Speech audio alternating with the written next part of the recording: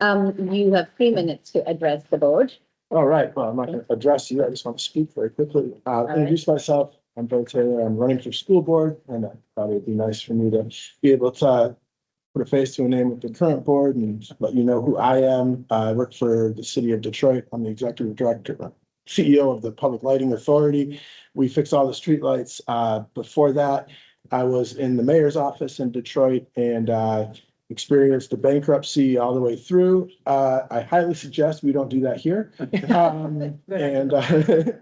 No, I have an undergraduate degree in finance from Michigan State, MBA from NYU. I've moved finance hundreds of millions of dollars in bonds and managed operations of this size. So I understand the balance sheet, income statements, and how all the finances come into play. And I look forward to listening tonight because I understand we're talking about the budget. And glad we're not talking about curriculum because that's something that I need to brush up on. But I look forward to doing that. I think I'm under my 3 minutes. Yes. So you're good. All right. Good. Well, Yep. let's get busy because that's probably more important than anything I have to talk about. So, oh, by the way, I hope everybody is out trying to get the millage passed. I don't know if everybody here is in support of that, but I am, and it's what I'm going to talk about until that date. And then after that, I'll talk about my candidacy because I don't want to take away time from what's most important, which is passing that millage. So thank you. Thank you. Do you have kids in the district? One son, seventh grade, ravaging Larson Elementary School. He will be seventh grade in the fall if he passes his courses. So. All right. We have next business services. Mr. Trudell, it's your show. We have 8 items, 7 items. 7 items. I'm gonna get a headache.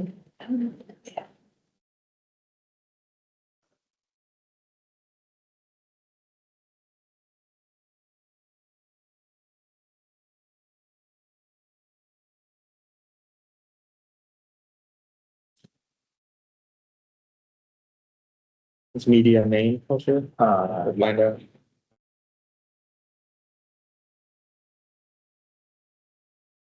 Jumping from. Oh, all the way up there. Okay. That's waiting.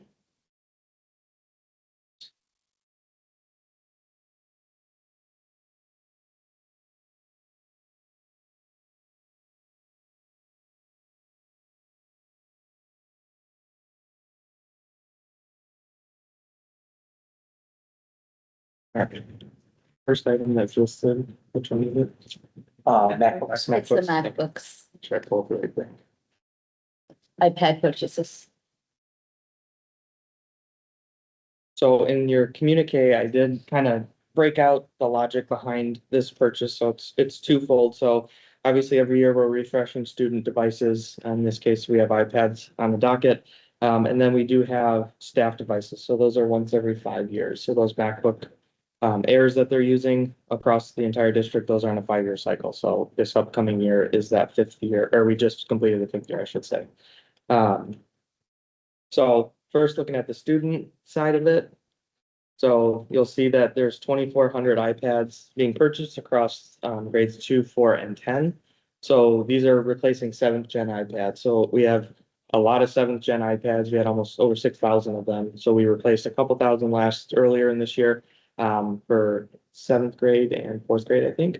And then or not 4th grade, 3rd grade. And then we're looking at 2, 4, and 10th grade right now for these 2,400. So these 7th gens are just very old. They lack storage capacity. It makes it very challenging for those students. So we're trying to expedite the replacement of those devices. And then we also have 9th gen iPads as well. So those are the older devices that have a physical home button. They use a different charging port. So we're trying to get everything streamlined to essentially the same type of device across the entire district. So we're also looking to shift to a cart model for 3rd grade for the upcoming year. So currently we're at kindergarten through 2nd grade. We'll be kindergarten through 3rd grade. So it's a cart model, meaning one-to-one devices available to all kindergarten through 3rd grade students, but they stay at the school building every day. They don't have to take them home. They're just put into the cart in their homeroom and they're charged overnight. That way the students aren't having to take them back and forth. And also an effort to try to reduce, I think, the reliance on some of those devices.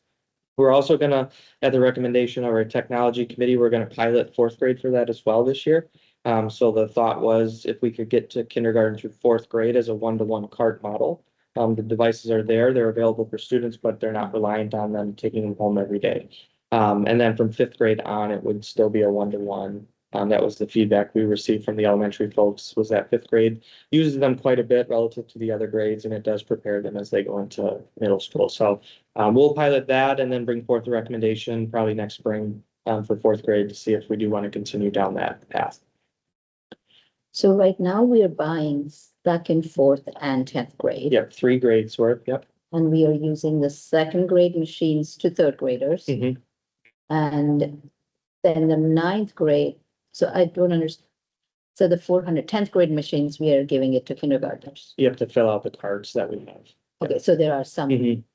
Yeah, and those 9th gens are gonna replace some older 7th gens that we have. So we're trying to just push them down and push it, any used ones we have into the carts since they're just used less frequently. so kindergartners will have a mismatch of, Mhm. some of them are 9th. Yeah, gen, but we some try of to be them are consistent 7th by gen. building, so that way an entire building has the same generation of iPad. Okay. Yeah. Has there been any talk, I mean, I know K through second has gone to the cart. Has there been any talk about going away from the one-to-one at those lower levels? And this is kind of like a you and, Mhm. Yeah, that was discussed at the committee. We got a little bit of pushback. I think we might have to survey the wider community about retreating back, I think, further than a cart model. Because I brought that up to our committee of, you're seeing more and more countries ban social media if you're under 16, and other districts in the state of Michigan are starting to retreat even from one-to-one devices in general. for older kids too. I mean, I know we have, a potential book talk and I'll talk about that under other, but, especially at those lower grades, like the K through second grade. And I understand that this money doesn't come out of our general fund, but, a lot of it is also coming out of the bond fund, Mhm. which would be nice to be able to use that money for building improvements and infrastructure. So, Mhm. and maybe that's part of, as we go through strategic planning and talk about, the topic of technology also, this might be something that gets pared down over. I want to understand the pushback though. What was the pushback about? So the pushback was that there is a need for the devices as part of the curriculum. So it's a larger change. I think you're gonna have to change how we're so reliant on Schoology.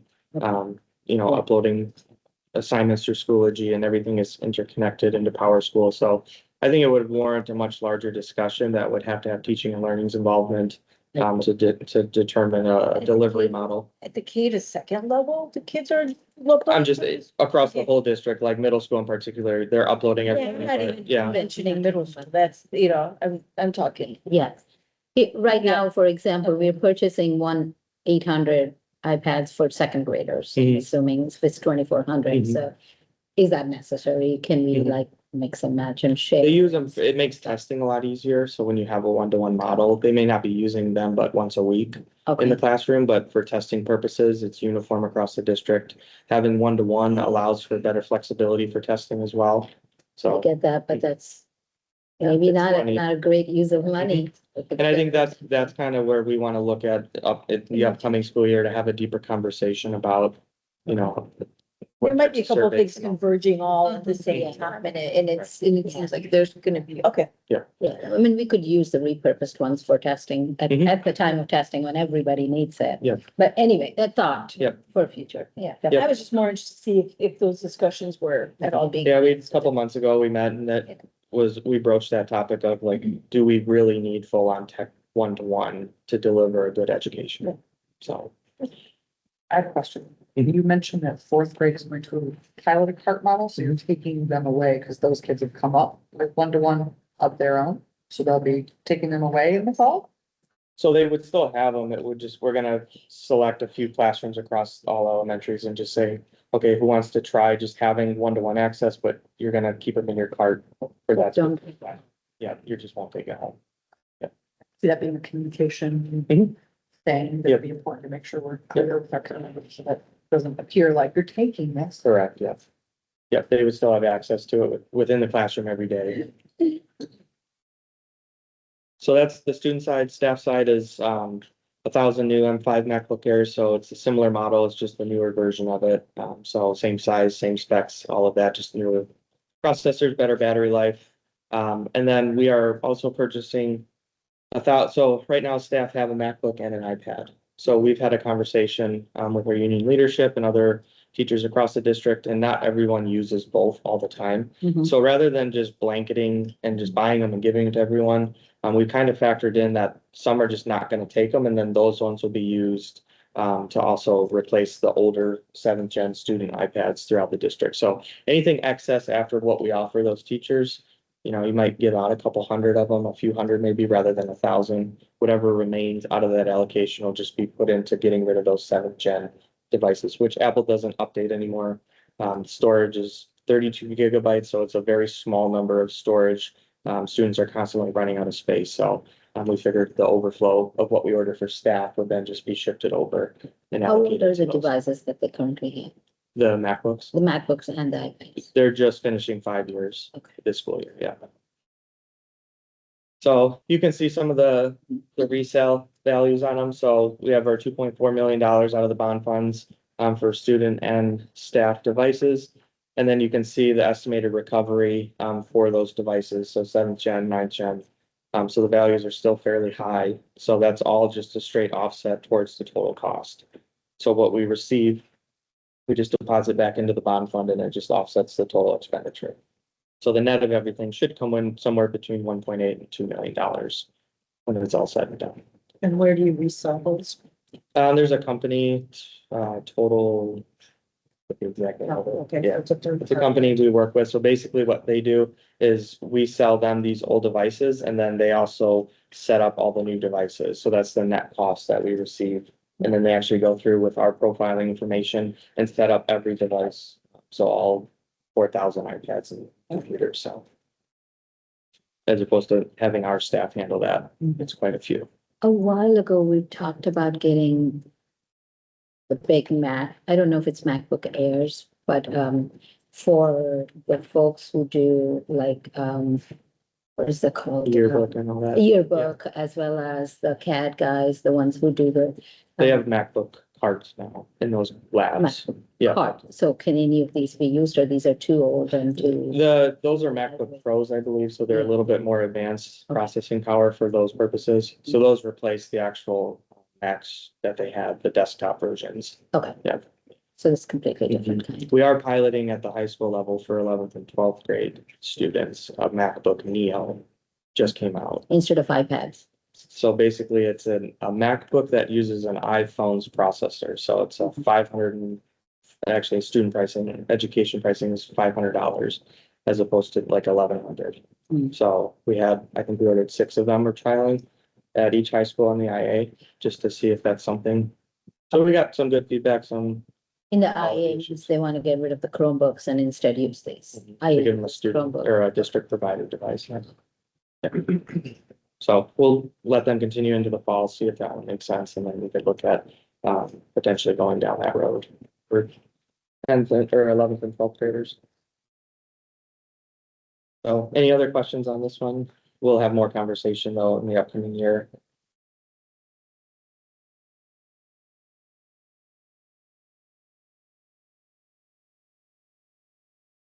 And is printers the next one? I didn't grab it. Buses to be. So this is just part of our regular refresh cycle. So we're looking to replace 15 new buses. So we obviously ordered the 4 EV buses, still waiting on DTE to get the transformer updated. Once that's fully updated with the proper service in, then we can install the chargers that we ordered. And then those buses are ready to be received. So they're here or not yet? Because there needs to be a charger for them, we have them stored at the manufacturer's lot right now. But as soon as we get our chargers installed, DTE is very slow at times. So these are gas buses though, so 15 of them. So we had them broken out and summarized here. So there's individual quotes attached, but this is through the MSBO bus purchasing consortium. So it's all pre-bid pricing. Districts can go in and they can select the specific model they want, then any features they're looking for, and it's all pre-bid conveniently for districts, just like we do with furniture. So you can see here that these take typically about 12 months to make. So pricing is set to go up July 1st, so our goal is to get it approved at the next June meeting. And then get those ordered and ready to go for the upcoming school year. So even though we outsource our drivers through First Student, the district owns all of the buses. And that's something that we are required to purchase, so. I just noticed that the larger ones of 84 passengers was a model year 2027 model year versus others are 2028. So those are brand new ones that are just sitting there. So it was like 10 grand cheaper per bus or something like that. If it met all of our requirements, and it did. So we elected to just say, we'll take those four as opposed to ordering the 2028 model year. Okay. Not much change, so.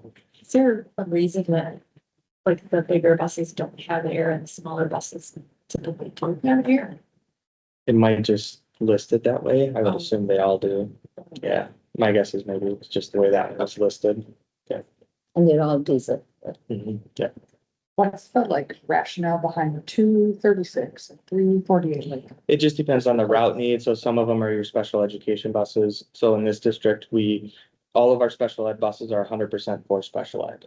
Some districts split the cost. So if a special ed bus might pick up a general ed student route, ours all pick up 100% special ed. And then that allows us then to report that to the state as a pure special ed cost reimbursement. So depending on the bus size, that's why you see 36 or 48. Might be for a different type of route. But the first four items, the ones that say conventional, I assume those are all just regular. Conventional means diesel. Oh, Yeah, okay. It that- doesn't that- mean it's not for special ed. It doesn't mean. Yeah, some like depending on, so you have different tiers of special needs. So it's like the bottom four are gonna probably have harness straps and wheelchair lifts, things like that. But the Okay. other ones may serve a smaller group.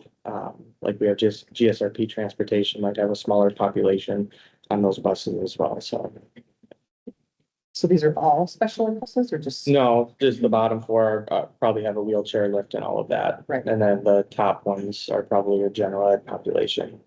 You just may have smaller routes that need a 36 passenger, depending where they're going, having to get down certain. But isn't it inefficient to get a bus based on the route? Because our routes can change, our number of students can change every time. It seems pretty consistent from year to year. So you have different ones that might accommodate a field trip, or GSP is typically smaller because you have 3 and 4 year olds on those buses. So it just varies based on the need, but out of this, I mean, we have 75 buses, so a few smaller buses typically warranted. And these are like one for one, so you're getting rid of a Mhm. 36 passenger with air to buy the. Yep. Got it. So these already exist in our fleet. Yep.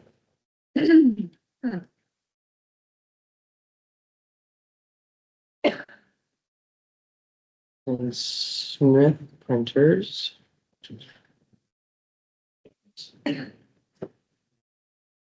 So the district right now has 2 leases on printers, all printers in the district. We have one lease coming due this September. That lease is about $40,000 annually. And then we have another lease that comes due next August of 27. And that one is about 160,000 annually. So those are general funded costs. So with the bond program that we have, we are hoping to purchase printers for those leases that are to be turned in. And then we take that operating cost out of the general fund, and then now we're acquiring the printers through bond funds. So this one has a few different things included. So New Smith obviously needs printers because what is at Old Smith right now will remain. So Bolin will use those and Larson will use those as well. And then we have some older devices throughout the district sprinkled throughout, and then all the elementary school devices are on this first round of leases that are coming due. And then we're rolling in PaperCut, so that's the software that we use. So when you walk up to any printer, you can type in your ID number and it pulls up the print job that you had. We're also adding card reader, so as we go through access controls, as you walk up to a printer, you can just simply tap your badge, it'll pull up your prints, and then you can print it from any printer in the district. We're also embedding warranty into these. So right now we pay 6.5 cents per color print. We're going to pay 4.5 cents per color print on these devices going forward because we're rolling in warranty into the bond purchase, which is an allowable expenditure of bond funds. So when we pay for the device, we're rolling in the upfront warranty for the 6-year period that we anticipate these devices last, or 60-month warranty rather. So that'll cover all the warranty costs. So again, that's going to reduce our operational costs a little bit too by the cost of that warranty. And then all the maintenance and all that for paper cut, which is the software is included as well. So you can see for this purchase, just over $700,000. And then we've had all the devices listed on the second page here. So which location, which one's being replaced. We'll try to just give a breakdown of that. Dan, I'm curious, would we have taken this approach if it weren't for the way we are constrained in terms of what money we can use for what? So if we didn't have a bond, we would be leasing again. If that makes But if we, yeah, I guess, let me see if I can ask my question differently. If we didn't have to take leasing out of the general fund, Mhm. but we could have taken out of the capital fund without buying equipment, would we have still continued to lease? So leases can't be charged to a bond fund, yeah. And I understand. The tone of my question is, I mean, this is very clever, so I Mhm. support what you're doing here, but we're being clever because of the constraints on Oh, yeah, which pot of money. correct, yeah. If we didn't have the constraints on which pot of money, Right. we would have continued to lease. Mhm. Yeah, Okay, yeah. that was- I guess another way of asking is leasing more cost effective for us than actually purchasing and still keep the maintenance? it would cost you more to lease than doing it this route. Okay, so Yeah. it's still more cost effective to do this, Mhm. independent of, so it's positive both ways. Mhm. What's the life of the printer that you're using? Typically 5 years. 5 years. So over 5 years, including the per paper cost, per Mhm. printing cost. Yeah. It's still cheaper to do Mhm. it purchasing this way instead of Yep. leasing it out. Yeah, you can see like the cost of the warranty here is 1 cent. Typically, you're almost 1.5, 2 cents per print, typically why when do you're we- paying. It's just, what the district didn't have a bond when we assigned these leases, so. Like most districts, you're just paying operationally to pay for the devices because you don't have hundreds of thousands of dollars to purchase them. So it's just more to distribute them out, is that Mhm. what you're saying? Mhm. Because if it was more cost effective, we could still purchase it from our general funds. Nothing stops us, right? Correct, yeah. Yeah, but then we would do it all upfront, right? That's the Yeah. difference. So this one would have distributed. Yeah. Mhm. Do we know how this like hits our use? Are we tracking that? Yeah, they Applied Innovation has meters on all of that's where they get like the 2 million prints. Yeah. So that's their estimate, over a 60-month period. Okay. Has our printing count reduced over time? I haven't checked historical, but we could have them pull that. They do have that data. Because the whole world is going away Mhm. from printing, so I was wondering. Paper cut is something that a lot of districts add to try to reduce that, because what happens is if you print something and it just goes to the printer, it prints, and then you walk by, you're like, I didn't mean to do that. Throw it in the recycle bin and then you print it again. Versus when you do it this model, you actually have to walk to the printer and then actually have to engage with the printer to actually print it. So you do see a reduction. So the typically. job goes to the printer, but then you actually go to the printer and say, print my job. Yep. And then it specifically tells you this is how much. it Yep, so when you, in this case, when you tap your badge card, it's gonna pull up your print jobs that you send to a printer, and then you could print it from any printer in the district. And only the staff can print.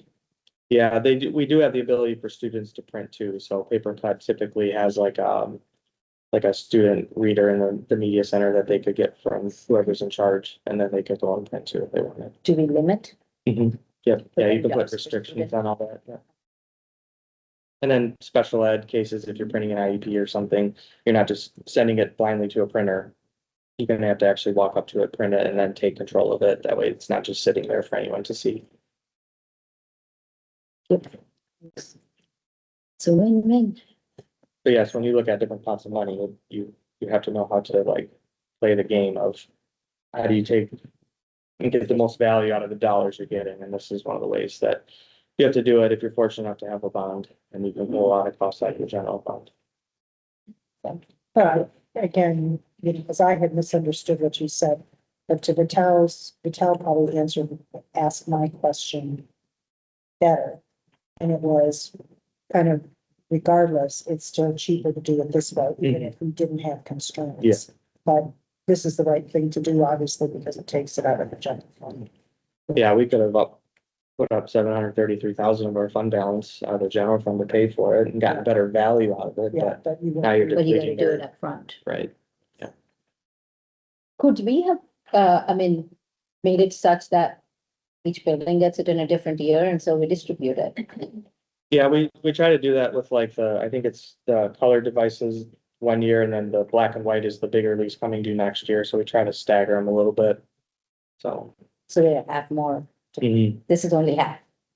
yeah, then we got the black and whites. It'll be a little bit bigger next year.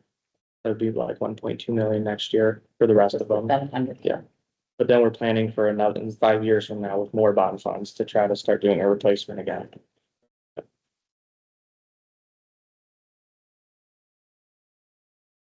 All right, food service contract. Yeah.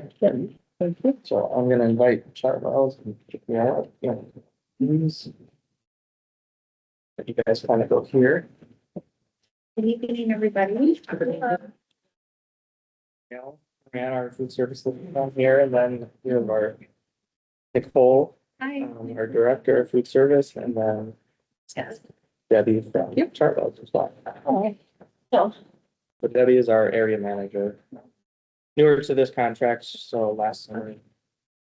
And not even last summer. In the fall. Yeah, I was gonna say last fall, November, yeah. officially started with us, so. so my name's Nicole Gervais. I'm the food service director. Thank you for having us here. So we're excited just today to kind of share a path forward to increasing our meal participation for next school year. So Dan introduced us, but again, Nicole, and we have Gil Moran, our food service liaison, and then Deborah Elderman, the area director.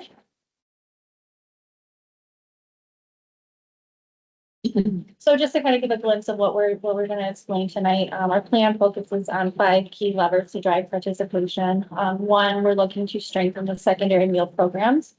2, expanding elementary engagement through Nutrition Game On. 3, continuing to enhance food quality and training for the staff. Number 4, investing in equipment and cafe environments. 5, increasing communications and awareness with the community. So all of these can work together to create a more engaging, high quality student experience. Okay, so this year, we're very proud to say we have served about 55% of our enrollment for lunch participation. So we're averaging at around 6,600 lunches a day, and then 2,600 for breakfast, about 22% for breakfast participation. Overall, year to date, we've hit about 1.4 million meals served to all students. And then a la carte has been pretty successful along with catering. While we are at $200,000 for a la carte, our goal is to find ways to turn those into reimbursable meals for next year, so we can maybe lower a la carte and increase the meal sales. Now I'm going to turn it over to Gail so she can go over our equipment updates. Yeah, as you all know, we are a grant. The food service department is a grant, and so we get reimbursement for every meal that we sell or give away. And fortunately, we've been on free meals for a couple of years now. So we've had a very good problem to have because we've had excess money.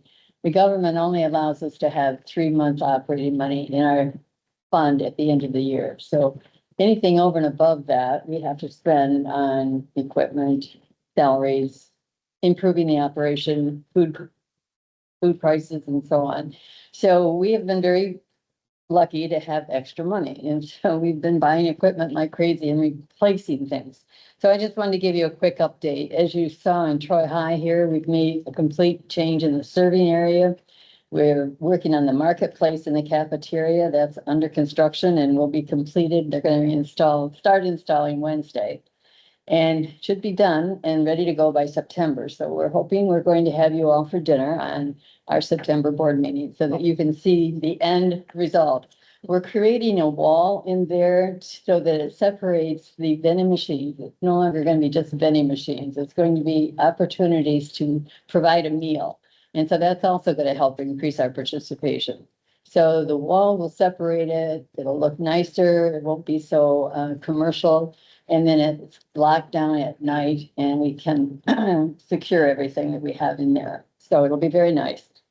Just to let you know, we've touched every school practically with new equipment of some sort. We did new serving lines and updating the necessary equipment at Baker, Bolin, Larson, Barnard, Bemis, Hamilton Hill, Leonard, Troy Union, and Wasp. That's all been done this year. Whether it be a serving line or a new oven or new refrigerators or something, they've been touched. And then thank you, you've approved our new vehicle. So we're spending a little bit of money on a new truck. So we need that. And moving forward next year, you know, as you know, with the bond issue, a lot's gonna be under construction. So we're redoing, under the hood in Bolin, that'll be completely replaced. We're trying to put pizza ovens in every school, like a conveyor belt pizza oven. It gives a different, like a better quality pizza than just throwing a frozen pizza in the oven. So we've done it here at Troy High. We have it at Baker currently, and it's an outstanding piece of equipment. So we're going to be doing that at Larson and Bolin next year. Costello, Martell, Schroeder, and Waddles, we're touching base there just to try and update them. They have some old equipment in there, and so they need to be updated. They're about to expire. And we're looking seriously at renovating Morse kitchen entirely. That has been a very, very difficult school to work with because it's such a small footprint. And we need to kind of knock out a few walls and make it bigger. So that's what we're working on. And then our Athens High School kitchen, you know, we're waiting on that because we know that's going to be caught up in the bond issue. So we're not anticipating any future expenses there. Our IA Academy and our Troy Early Childhood Center are all relatively new and in good condition. So we don't need to work on that. So. Again, it's a good problem to have extra money to spend. Okay, so good evening, everyone. So a couple of things that we handed out to you. I'm just gonna backtrack. So there's a yearbook, so that's just for you to take and look over afterwards. It's everything we've done this year, touches on a little bit of the things we've done this year. And then the other piece I handed out to you is a nutrition game on board, and that's what I'm going to talk about for just a few minutes. So at the elementary level, we're excited to launch our nutrition game on program. It's a year-long adventure with theme missions and interactive activities that have a cast of engaging characters that are meant to make learning about nutrition fun and to help encourage healthy eating habits with our students every day. So as you'll see, the students get to engage with themed characters and content. They discover and learn about food and food origins, cooking and wellness and activity. It makes nutrition fun and relevant and memorable for the students. It's a bold and exciting nutrition education experience that's designed just for our elementary students. So we've really put some thought into our little kiddos here. And it isn't your average lesson. It's a high energy adventure where healthy eating becomes a monthly mission. So each month, best friends Danny and Leo lead students through challenges that combine movement and storytelling, hands-on fun. And by turning nutrition education into an interactive adventure, the program keeps kids excited about lunch and about learning and engaged all year long. So the program comes with, it's more than just the food. It goes beyond the food. So it incorporates signage and lessons for the students. We'll have food tastings and displays. It incorporates the environment of the cafeteria. Our goal is to create a full dining experience for the student. And it's just not a meal that they're coming to us for. So we have signage that goes with the program, some visual updates, there's character displays, and some nutrition lessons along the way. So, you know, our goal is with the nutrition game on, it's going to transform the school meals into an opportunity for the students to eat well, learn more, and level up their day. And we're going to continue with all of our core programs and continue our focus on that. So the key programs at all the grade levels that help drive student engagement and bring them in to eat with us. From our student choice program that gives the students a voice where they can vote on menu items and then see those items on the menu, to our Global Eats program that connects students through food and one another by sharing cuisines from all around the world. So all these programs bring variety to our programs and excitement to the school meals program. And that all helps drive participation and is key as we build for the future. So now I'm going to turn it over to Nicole, and she's going to talk a little bit about the secondary level and what we're going to focus on at the secondary level. Thank you. So Our corporate marketing and culinary team has put together a fantastic lineup of seasonal limited time offers for the next school year. We're creating variety and excitement throughout the year. We'll kickstart this school year with our new Pizza Days program. In the fall and in the winter, we'll lead into wrap and roll. Spring, we'll do Let's Do Brunch, and the summer and the Sweet Heat. And the whole purpose of this is just add variety. You know, students are constantly evolving their taste, constantly involving their interests. So this will just keep things a little bit more hyped up throughout the school year. It's just designed to keep things fresh, build anticipation, and then hope to drive repeat participation. Okay, and as I mentioned, with the fall, we're going to kickstart with Pizza Days. It's our new limited time offering. So this features homemade specialty pizzas, new strombolis, specialty flatbreads, and expanded Italian inspired menu items. It elevates quality and gives students a product that competes with outside options. We're really proud to say that we are introducing a brand new pizza dough for the next school year, which will require a little bit more scratch-based cooking. So as opposed to using pre-made frozen pizzas, we are going to buy every separate item. So it's going to be separate recipe items, and then they're going to assemble the pizzas on site. And as Gail mentioned, it would be really nice to get the pizza conveyor ovens just to give a more fresh, crispier taste. So like I said, with this dough, we can assemble all pizzas in-house. And it'll give us more freedom to offer a wider variety of pizza choices. So we're not just limited to the handful of specialty pizzas that we've been offering. We have a lot of vegetarian students too, so it'd be a really great way to get creative with like roasted vegetable, pesto, margarita, what have you. Okay, and then we have another program called Power Up, and this will be launched in the fall. So this focus on the student lifestyles from academic to athletic focused students. So we're actually going to teach the students how eating healthy fuels their bodies and minds. So we will feature fueling options like protein bowls, smoothies, energy items. We're aligning food with how students live and perform. So to implement this program, we will bring more pop-up stations, action stations, samplings to educate the students. And then additionally, we're going to offer hydration stations in all the secondaries just to encourage more water intake, but not just with plain water. We're going to hope to infuse this with mint and herbs and fruit and stuff like that. Okay, so we have piloted the Power Up Wednesdays with these new protein bowls for our secondary students. The kids are raving over them. It features protein bowls across all secondary locations, and these are customizable bowls that offer students a high protein meal with different vegetables topped with our homemade sauces. We have meat protein and then also plant-based protein for our vegetarians and vegans, so beans, tofu. We currently are offering a Greek bowl, Asian bowl, Southwest, and barbecue. These are available at all secondary locations, and then we will also offer it in the elementary schools just to pilot and see how they like it. I know the younger kids might. We'll see what they feel about it. All right, and then all of this is supported by continued focus on food quality and communication. Okay, so I did mention trainings earlier. We're really going to put an emphasis on team and our professional development. So summer training and beyond, getting sure it's consistency, food quality, and a strong customer service. So our well-trained teams directly impact our participation. So our welcome back orientation is required for all associates, which include a refresher on USDA meal guidelines, kitchen safety and sanitation, and then allergen protocols. Our managers meeting will focus on menu development and product ordering. Our new kitchen skills quality assurance program is offered to all grade levels.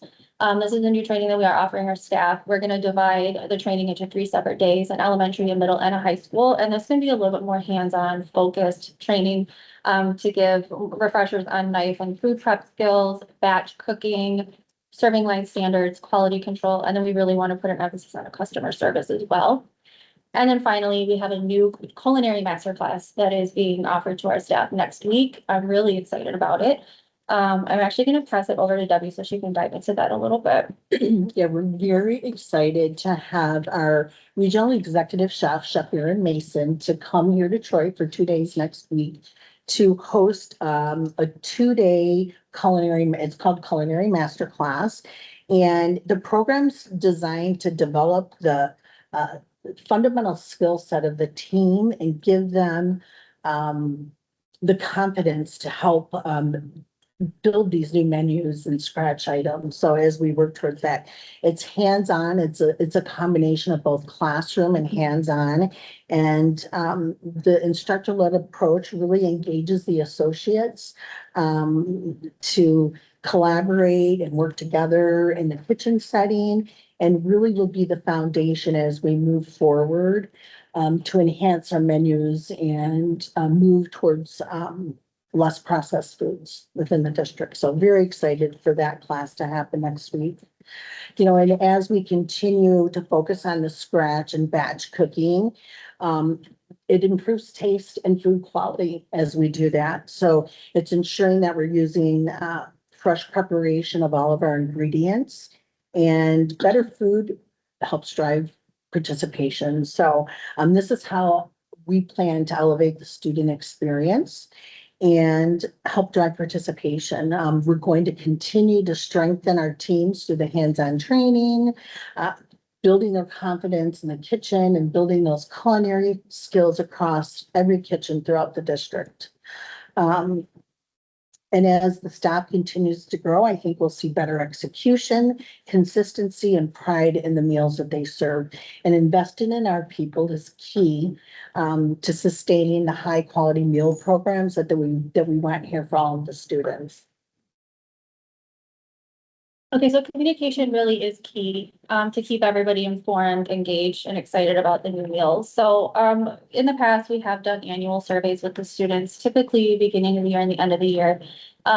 We received strong feedback in years past, but it just seems like it's kind of tapering off every year. We're kind of losing feedback. So kids are not really engaging in it. I don't know if it's the cell phone bans, because we usually have them scan a QR code.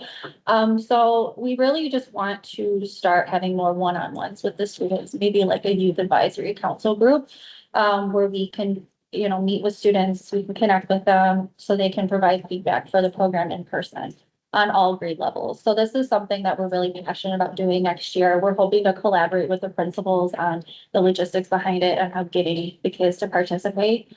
But that's just so key to really hearing it directly from them. Additionally, just continuing to, you know, have outreach through social media, posting the menus online, the newsletters will increase just to continue keeping the parents in the loop. So they're aware of the new menu items. But also just, you know, making sure that they understand that we can accommodate for allergies, we can provide halal. So just making sure that everybody gains this information.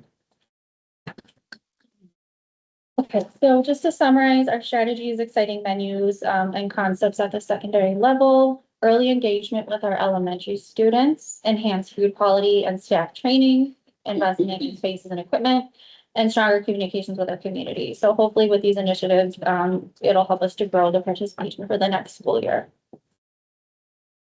Does anyone have any questions? We do, but I want to go around the table. Nancy, you want to go first? Do you have any? Nope. Okay, Audrey. I just had a question with the kind of the fund balance that we keep spending off. I know we've been spending a lot on equipment, and I think I asked this question last year, was using some of that fund balance to provide pay increases for our food services staff. And I believe Danny said that we did. This year was the first year of it going into effect. Yeah, And we actually done it 2 years. We've done it 2 years. yeah, Kind of phased in, but yeah. So I was just wondering if that would, seems to with help the continuing stabilize. food service balance, could we continue to look at providing our staff with increases? Because, you know, it's Stephanie or Nicole, sorry. That's okay, yeah, that's okay. That happens all the time. Yeah, I'm yeah, sure. With, you know, like keeping our staff, like I'm excited that they're getting this opportunity to attend this workshop. Because, you know, people do want to grow in their job and they do want to learn more. They do want to take pride in their work. And I think opportunities like that are important. But then, you know, bottom line is the pay piece is important as well. So I think that reflects just like our ongoing commitment and also our, I guess, appreciation for the work that they do. So I just like to keep that in mind. Yeah, the excess fund balance, even though you can use it for increased pay, obviously you're not gonna have that same level of fund balance each year. So we've tried to strategically use the excess fund balance for equipment, $1.4 million here. That's spent down the bulk of it, but operationally, as we look at increased participation and increased money coming in, that's what we're trying to use as offsetting any increases in pay. I know this last one was a little bit more of a market correction, to get us back up to where we should be in terms of the market, which I think has leveled off and helped stabilize, I think, the employment across all of our buildings. And then again, I think as you look at increased opportunities for these more in-depth trainings that they perhaps wouldn't have gotten in a prior year, we're trying to engage them and get them more invested into the districts. Thank you. My question is, so for the 45% that we don't serve for lunches, is there a standalone reason why they don't, or is it kind of just a hodgepodge of a bunch of reasons, or? I think it's a whole bunch of different reasons.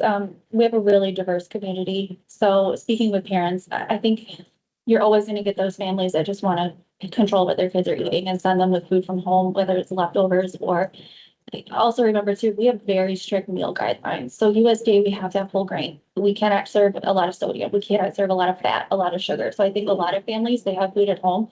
Their kids might not want to eat what's required by USDA.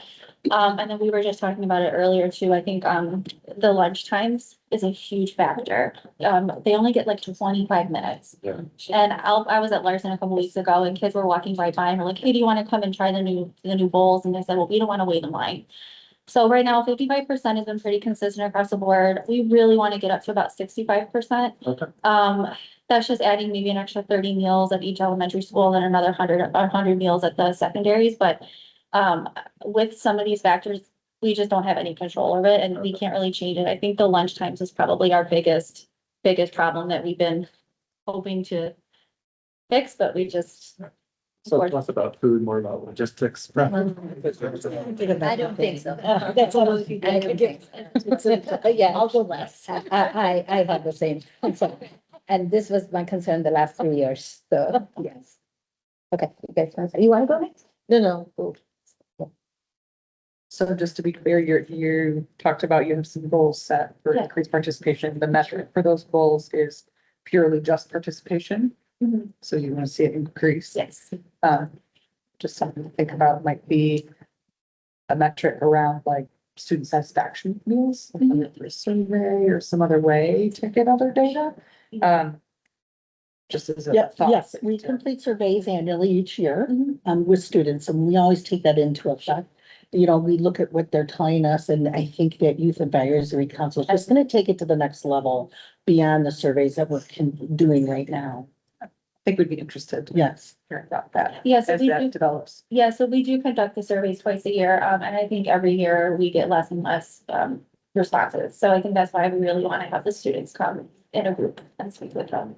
Along those lines, is there a particular method that you're gonna get elementary feedback? I heard a lot about secondary. Just as an elementary person, that's kind of Yeah. where the people, I think about my own kids that are like, this is just meh. And so then they're not gonna be willing to try. Typically at the elementary They gotta level, we'll do an email to the parent, and we'll work with the principal Mhm. as to how they communicate with their families, and then we ask the parents to sit down with their child, or sometimes we'll actually do an old paper menu or a paper survey in the classroom, if, you know, so there's a couple of different options. I just didn't hear you mention anything for Yep. elementaries. Oh, So yeah. like, okay. yes, do that. Yep. maybe.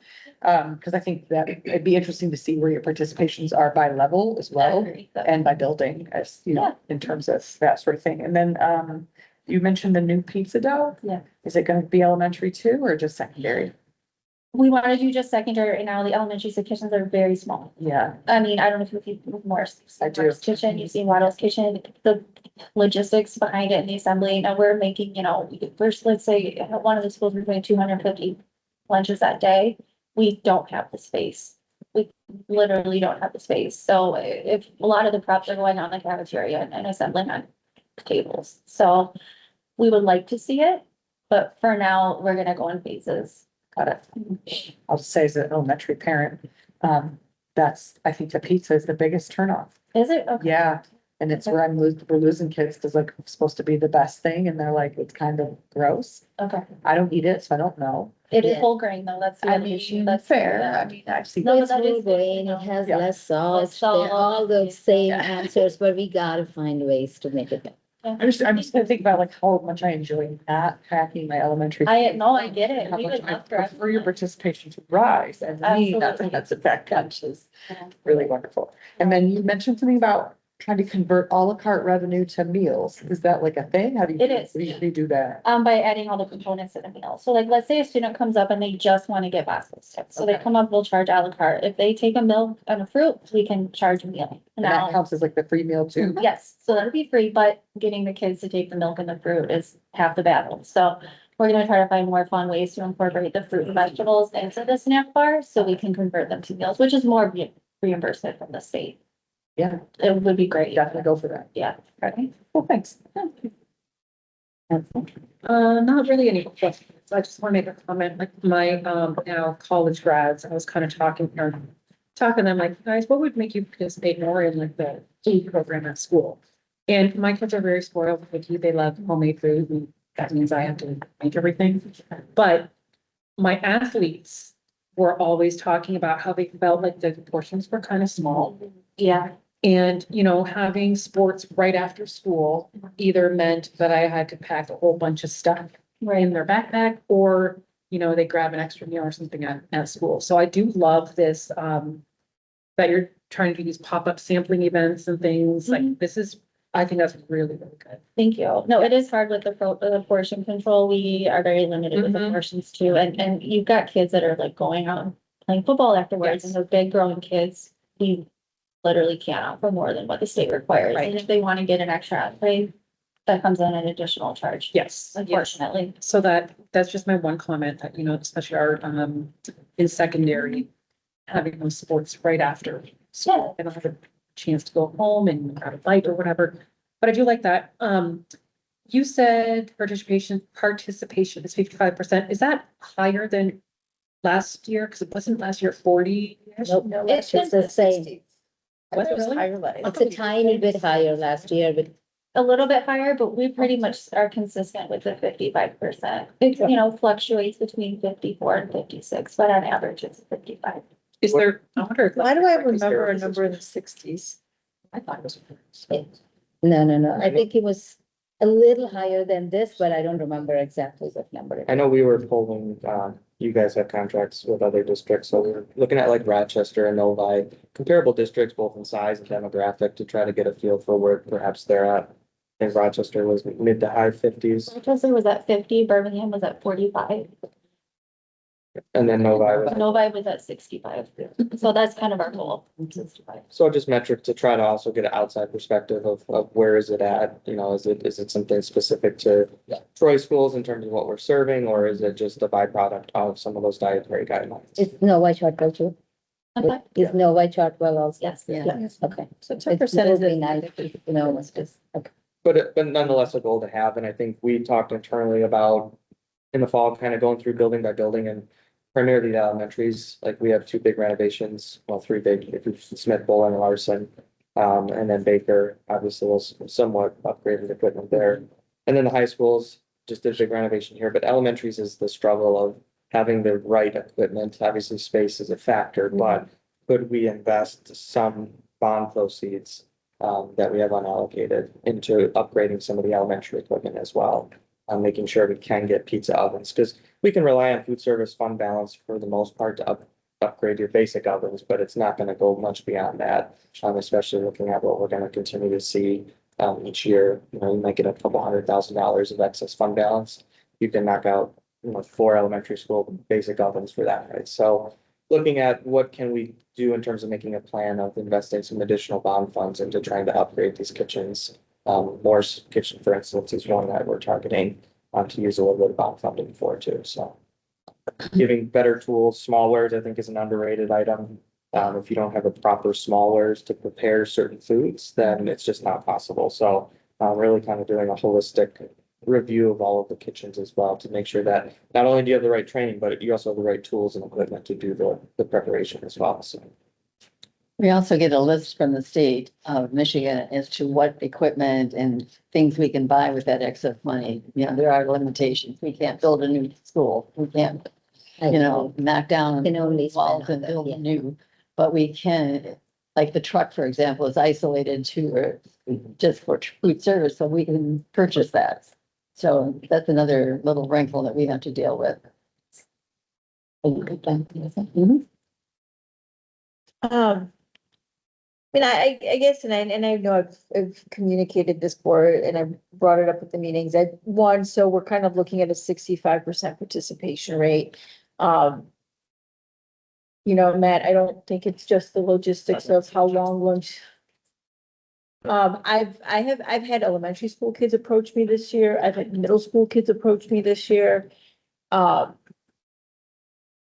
Chicken patties frozen in the middle, food just not cooked, still in a frozen state. At Troy High by Sea Lunch, there not being enough food, and so kids skipping buying a meal because there's not food to be purchased. I mean, not saying that there's no food, right? But it's The food they It's want, not the It may same not be amount what of they each want. line. and the food they want. Yeah, lots of kids will grab a Caesar salad, right? And by the time they get to Sea Lunch, there's no Caesar salads to be grabbed, and so they just don't buy a meal. So that means that's a meal that we weren't able to. One, a kid's not eating, and two, We're not getting. they're not. reimbursed. So I think there is an issue of quality. I don't have elementary school kids. I've had a couple elementary school kids approach me this year and say, our food just doesn't taste good. We don't eat it because it doesn't taste good, not because I only have 25 minutes to eat it. So I think that's I think those are very fair things for us to say out loud, right? Because we had budgeted an extra $1 million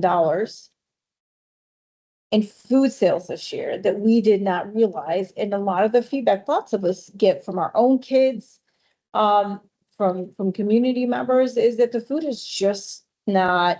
And I know there's been some changes in the equipment at Troy High, and there's probably a little bit more excitement about some of the food there. But man, I would wager to guess if if the middle school chicken patties were just cooked all the way through, the kids might actually grab them and eat them. So I think there might be some low hanging fruit there too, is what I'm trying to say. Just making sure that the food that we are preparing and that we do have is being prepared properly so that the kids might grab it. So thank you for that. Yeah, and I'm sorry to hear that. I've heard that from multiple kids, so that's not a one-off comment. I've heard that from lots of students. Okay. And that, the employee training, starting with our master class next week, that all of our kitchen leads. So all of our leads, each kitchen has their own kitchen lead. So they're their own manager responsible for them and their team. So they're the ones that are going through that 2-day training next week. And then we're going to expand also with all of our other associates when we come back to school, so we can address some of those issues and make those corrections moving forward, because that's not what we want. Yeah, and they're not isolated incidences. So I think, I'm always a big proponent, of grabbing that low hanging fruit first, and that might help you get part of the way too. And then, I appreciate the elementary program. Maybe it's not my nature. I would, my instinct is not signage. It's make sure the food is good, because you can have all the signage you want. It can be as colorful or as happy or as whatever. But if the kids are not getting flavorful food, all of that is not. So I think from our perspective, it's, only 55% of our kids are participating. And some kids might have somebody who can provide a meal from home for them. Other kids might not, and then they still might not be, the food that they're getting might not be edible because it's frozen. Yeah. So it's an equity issue too, because lots of kids might have somebody at home who can afford and has the time to make them a meal. Other kids might not. So we kind of have a duty to those kids, I think, especially who don't have that option, that the food we're serving is up to par. No, thank you for that. Definitely will look into that. But I do look forward to seeing and maybe doing do we have like a timeline, like 3 months in or something, where we'll be able to, what is what's that first instance where we can kind of see where we are going into next year? And I don't know what that is. For participation, Yeah. yeah, I would say after the first semester, Yeah. typically September is low. Just, the little ones have their new lunch boxes that are coming back to school. So typically overall, we see participation low in September. And then usually by October, the participation starts coming back up. So I would say after end of October or the quarter, yeah, I mean, Yeah, that's fine. we measure it every month, so we're tracking it. We actually track it by week, so we're always looking. I don't at need to it. know So, it. yeah, I don't. yeah. We talked about adding it, like the monthly. And then newsletters, I can start putting. start adding something in there as well. Yeah. And then if you guys want them to come back, December, January to kind of get an update. No, they don't come back. I think even maybe next November, we can just have a line item says this is where we are and to see if we're moving in the right direction or not. If we're not, then to figure out, Yep. what that. I have a bunch of comments. I think when we actually signed the contract, it was a 3-year contract. It's now 2 years into it, right? It's a 5-year contract, 2 years into it. When we renew it every year. 2 years and 3 renewals or something. 2 years and what? 3 The renewals. renewal each year. 2 years and then Right. 3 renewals. Okay. When we signed, that was one of the things that we talked about is also participation. Mhm. Because we got free money and yet we were getting such low participation. And honestly, you don't need many surveys for food. What they take speaks for itself, right? I mean, they wouldn't take it if they don't like it. And that itself is a result of the survey. I would say so. And food is very personal for people, and it really depends on your palate. And I think I brought this up last time as well, is food that is not flavorful for some people versus others can be different. And you mentioned that we are very ethnically diverse, and I don't know if we are doing enough justice to have the food variety that we need for the community that we have. I talk to a lot of parents, and like she also, my answer always is they don't have time, they work, they yet make time to pack food because food at school is gross. That's the word they use. I'm sorry. And so we need to do something better than what we are doing. I thought we were going to make some progress in seeing the participation increase year over year, but actually we are not seeing any progress, and that's not a good thing.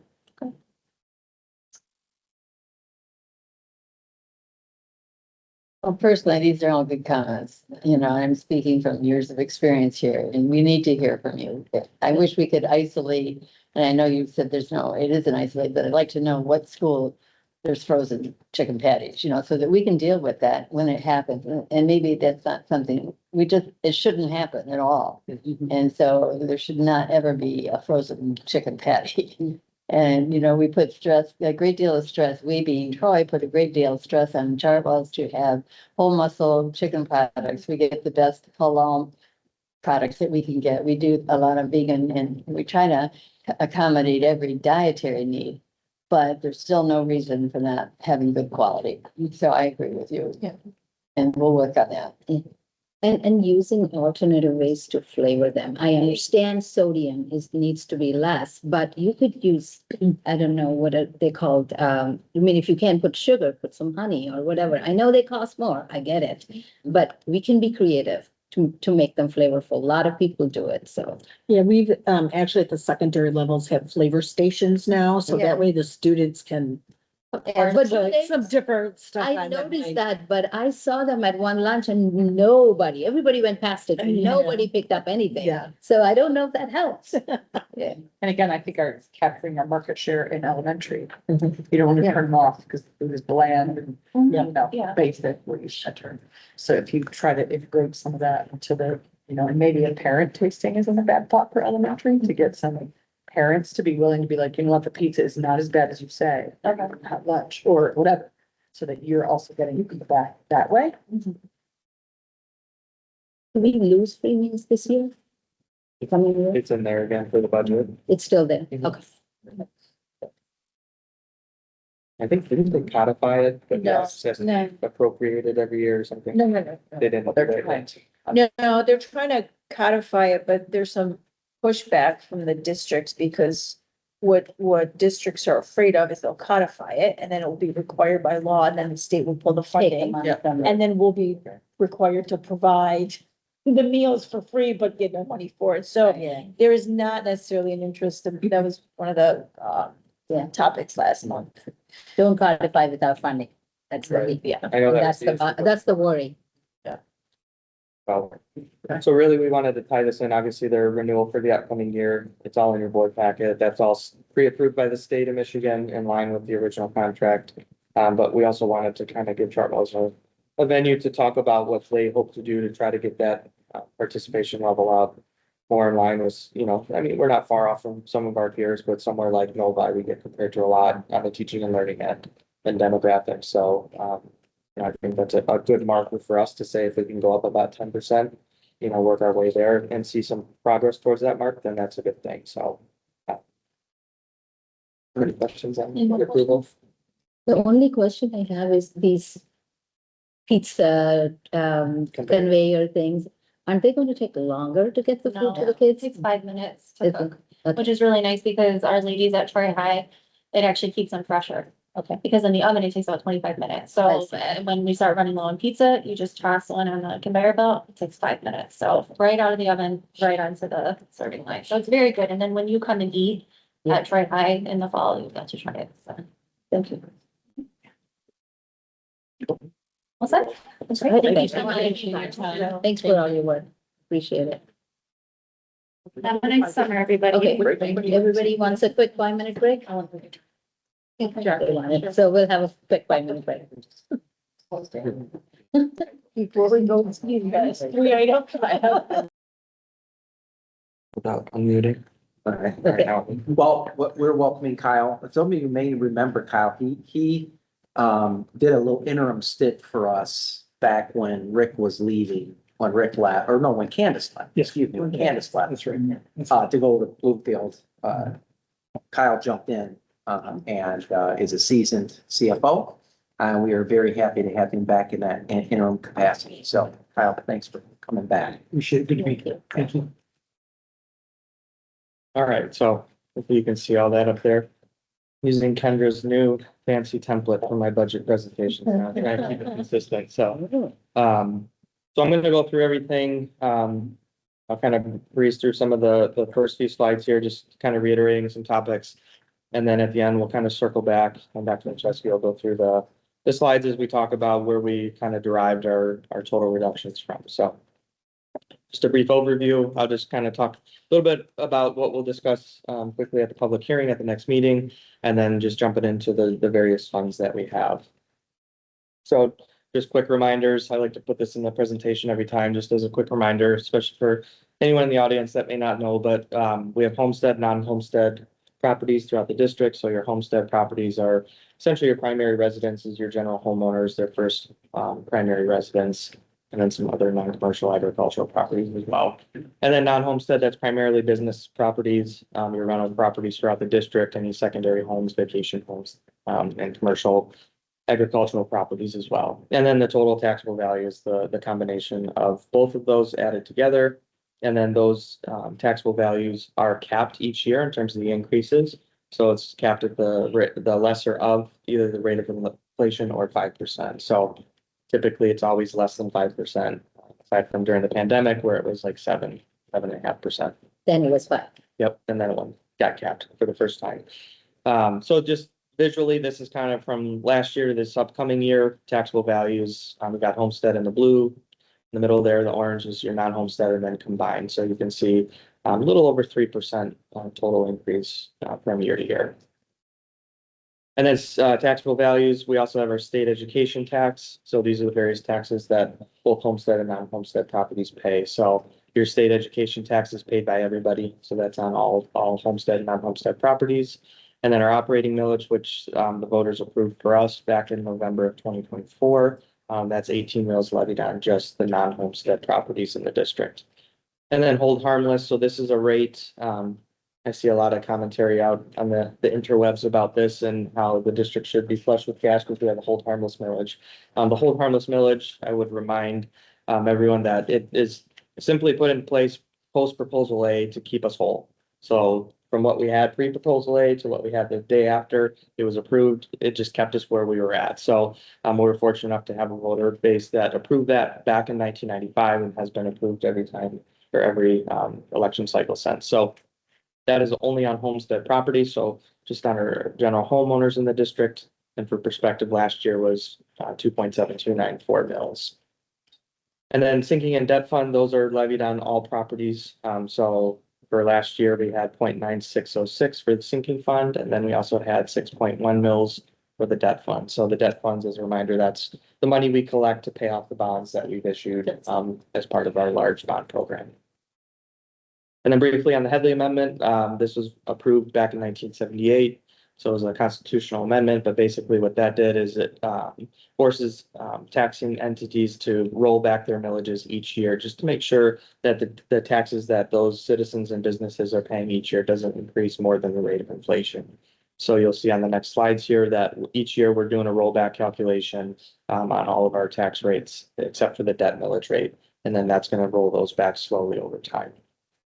So looking at the various rates, so on homestead properties, this is just a visual of the state education tax, the hold harmless millage, and then the debt and sinking fund. So you can see the orange there, the hold harmless. Each year it continuously goes down a little bit each year. That's primarily because of declining enrollment. So when we get this spreadsheet, a fine gentleman at the state of Michigan who fills it out for us, all we do as a district is go in and we plug in an estimated enrollment for the upcoming year.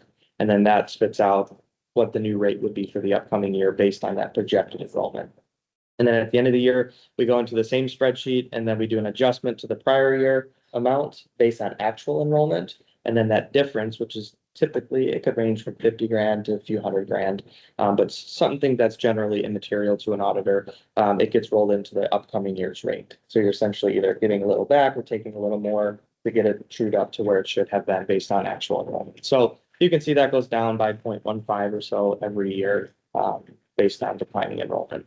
And then same thing on the sinking fund, we roll that one back based on the millage reduction fractions that we get from the county. So that's rolling back the rate based on the rate of inflation. So you'll see a small decrease typically in the sinking fund as well. And then the debt fund, we don't have to roll back by law because by law, once we issue bonds, we have to levy whatever rate we need to levy in order to make sure we make those payments. And then the state education tax is obviously part of proposal A, so that's fixed at 6 mils. And then non-homestead millage comparison. So again, they're paying state education tax in the blue. They also have their operating millage at 18 mils. So that one is in the orange. And then the debt fund and sinking fund as well. So for the non-homestead, the only one we're rolling back is the hold harmless rate and the sinking. Or I'm sorry, the operating. I got my legend wrong on the bottom there. That's why why does it say hold harmless? That should say operating millage. I'll change that for the next meeting, but operating and sinking will be rolled back for non-homestead. And then just visually, it's always nice to see the breakdown between homestead and non-homestead properties. Your businesses and are typically paying almost double in terms of the millage rate compared to the residential. And we are required to levy that 18 mils in order to receive a full foundation allowance too. So we essentially collect locally the 18 mils and then the state pays the difference to get us to that 10,836 per pupil that we see. So jumping into general fund here, actually gonna go through and do the other small funds real quick, and then we'll circle back to general fund since that one's the longer conversation. So our ancillary funds, we have. So these are our capital project and our sinking fund and our capital maintenance fund. So we have our 2019 capital project fund. That balance should be zeroed out here by the end of June. That was the primary driver of the administrative office renovation. So this caps off the 2013 bonds that we had. This was the third series issued in 2019. So those dollars will be fully spent as of June 30th of this year. And then that would leave a proposed budget of nothing remaining then for the upcoming school year. 2023 capital projects, you can see here in the middle column, Amendment 3. The revenues is strictly just interest earnings on those funds, and then we have our planned expenditures for the year, so you can see just under $70 million thus far and projected through the end of June. And then that would bring our balance down to about $61 million for those 2023 capital projects funds. And then for the upcoming school year, again, a projected interest earning rate, we're seeing slightly declining interest rates, so that's going to bring down that total a little bit. And then we have about $54 million planned right now in our cash flow statement for that fund. So we'll get that one pretty much fully spent by the end of the year, which makes way for Series 2 that was just issued back in March. And then debt fund. So I did give you a sample resolution of a common debt fund resolution that the board can pass if you so choose. But what this does is when we present the debt funds, we have 5 or 6 different debt funds individually that we keep track of on our books. What this resolution does is it basically combines it into one debt fund. So we keep track internally of all the different amortization schedules for each fund. But this basically allows us to record all revenues and all expenditures in the same fund for all funds combined. So a lot of districts are moving to this because it's just extra work to allocate out all the revenues and expenditures across 5 or 6 different funds every time you make a payment. So for us, we end up just transferring money in between them anyways to balance them out. So a lot of districts are just saying, let's go to one common debt fund where we have schedules of payments for each fund individually, but for budgeting purposes, we can lump them all into one. So that's Miller Canfield put this resolution together for us. So that'll be on the next board agenda for the board's consideration. Can I ask a question? So 2019 fund is gone, capital projects will be done. So the only thing that is remaining is the 2023 fund? So those are the capital projects side of the debt that we're levying. Then you're So, talking about the sinking fund and the others. so these are, so we actually have like Fund 315 to Fund 321. So they're the actual debt funds. So for your purposes, we typically present them in totality like this, as opposed to giving 6 Okay. different slides of each individual one. So it's gonna essentially get rid of those other smaller funds and then combining them into one official debt fund. It will get rid of them for your accounting purposes? Yeah, Okay. because really from the board's end, you're really only gonna see the capital project funds. Those are the funds that we've received the money, how are we spending them now? The debt fund is now, what are we collecting locally to pay off the bond interest payments that we have 2 times a year? So it just simplifies the accounting process on the So back end. why did the state require us to do this before? It's always been an option. Some districts preferred to break it out individually, and then like we still will maintain schedules like that. But it just helps streamline it more on our end to have one common unified debt fund. So when we get tax dollars from the city of Troy, we're basically collecting them and then we spread it amongst 6 different funds based on a percent that fund is going to contribute to the payments each year. Now you don't. So this would essentially just allow us to deposit them all into one fund and then the payments come all out of one fund now. Okay, So that makes sense. it's just one-time resolution we adopted, and then for the incoming budget, the proposed budget would then just have one fund for the debt monies to come in and out of. And then sinking fund, so you'll see here, amendment number 3, we have about $4.4 million of expenditures projected for the year. And then adding to fund balance, just under $1 million. So we'll have about $1.8 million planned for that. And then going into next year right now, we're still between bond work and sinking fund projects. We're trying to build out a little bit more of a budget, but tentatively, we're looking at about $3.8 million added back to that, with some of it contributing towards the Athens renovation. So that we adjusted some of the scope there on the existing part of the building, and we needed a little bit of extra funding. So we're going to use this for some of the mechanical upgrades that would be needed throughout the rest of the building. And then we are also able to shift from the preschool fund and from the general fund to debt payments that were made out of each of those funds to the sinking fund. So we had just over $400,000 coming out of our general fund for the TLC building that the district acquired. And then we also had just under $400,000 of money from the preschool fund that was being used to pay off debt that was issued to purchase those 2 facilities and build them. So we worked with Miller Canfield and our auditors. They've signed off. We're going to get a legal opinion sometime this week on the ability to take those funds, since they were sinking fund eligible projects, and actually pay the debt on those projects out of the sinking fund, which is allowable under the law. So it's gonna essentially free up 400 grand from the general fund and $400,000 from your preschool fund. So we're trying to alleviate some of that pressure. So that's gonna be planned for as part of the sinking fund budget as well. And then our capital maintenance fund, this is a fund that the Turtle Woods money was supposed to come into this year, and then the state got a little behind, so last I heard, it could be December of 2026 is when we anticipate that $1.85 million from the state of Michigan, so I'll believe it when I see it, but nonetheless, I'm gonna continue to budget for it, so that's why you see the amendment there shifting, so, and then we do have our, operations vehicle being paid for out of this fund as well. And then some transfers from this over to our general fund, just to help out a little bit in the interim. And then special revenue funds, we have our food service fund. So as we talked through Chartwells there, we had our spend down there of just over $1 million. That was the Troy High Kitchen servery line. For next year upcoming, we kept it pretty much flat for right now in terms of revenue. And then expenditures, obviously without the Troy High upgrades, we were able to reduce that down. So once we get into the fall and actually start seeing some numbers, then we'll be able to update with our first amendment on this one.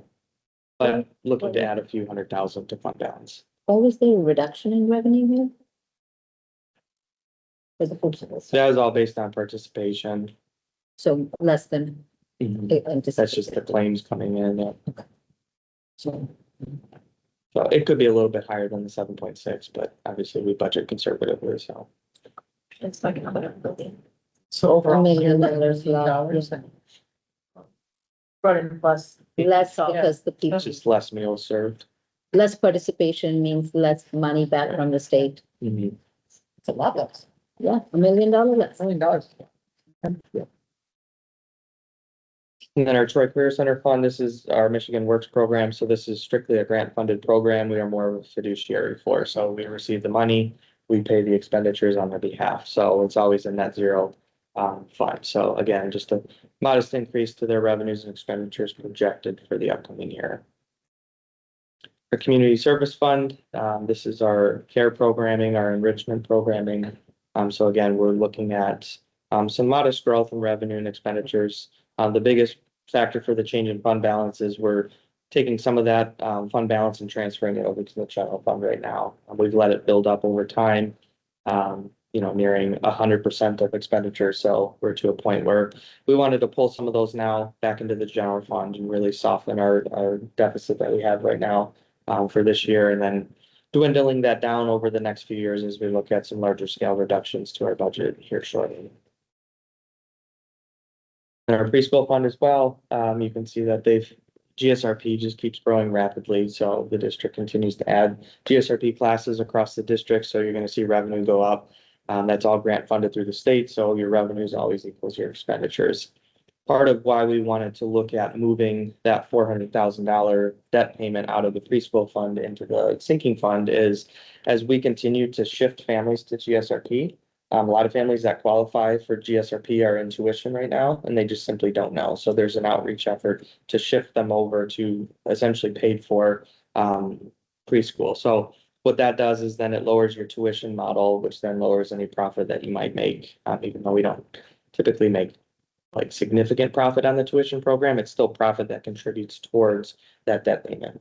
So as that number shrinks and more GSRP classrooms pop up throughout the district, it's going to tighten the ability for the tuition to cover that 400,000. So we wanted to make sure that we had a plan in place to be able to do that. So When do we pay off our preschool? I can pull you the exact.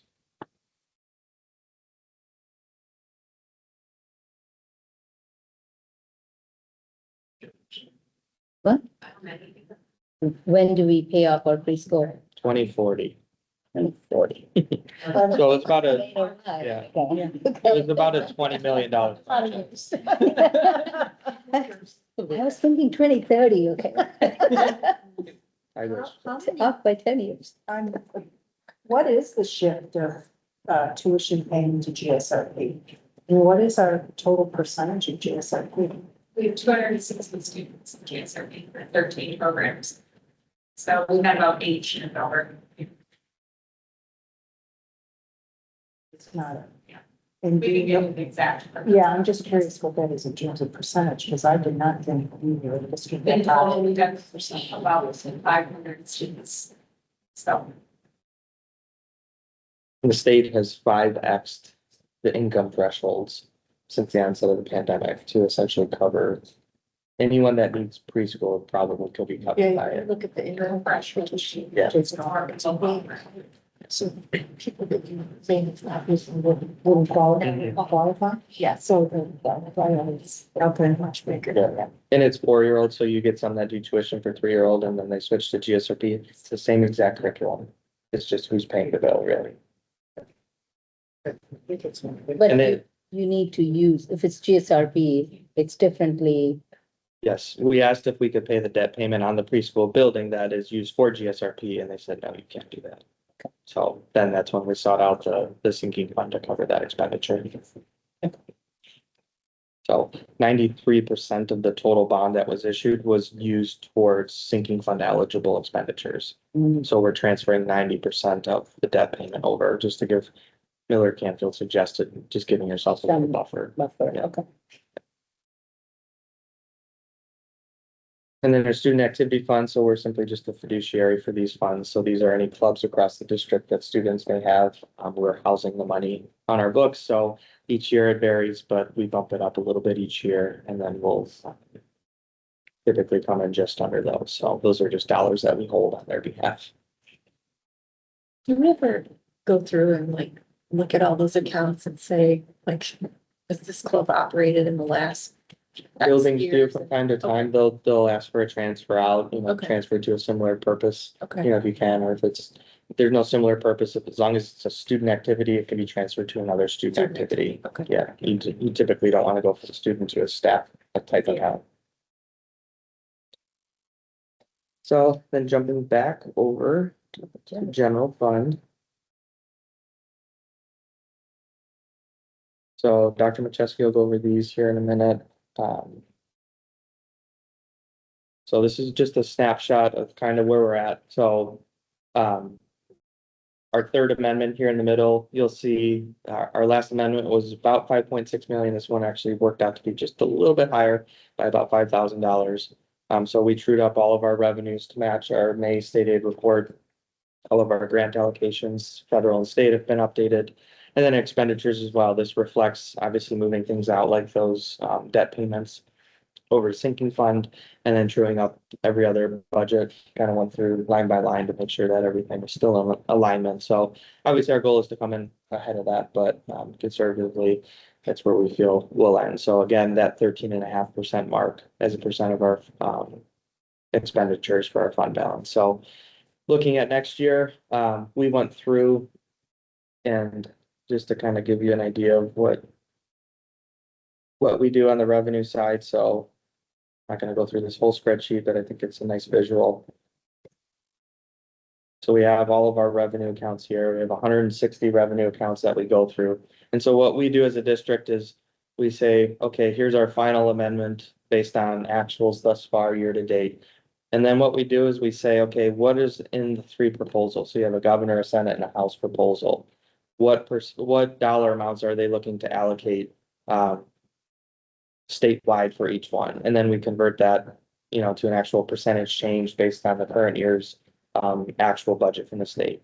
And then we take that percentage and we say, okay, what's the lowest of the 3 proposals? And then we apply that to our final amendment. So we're trying to take line by line the lowest of the 3 proposals to be the most conservative.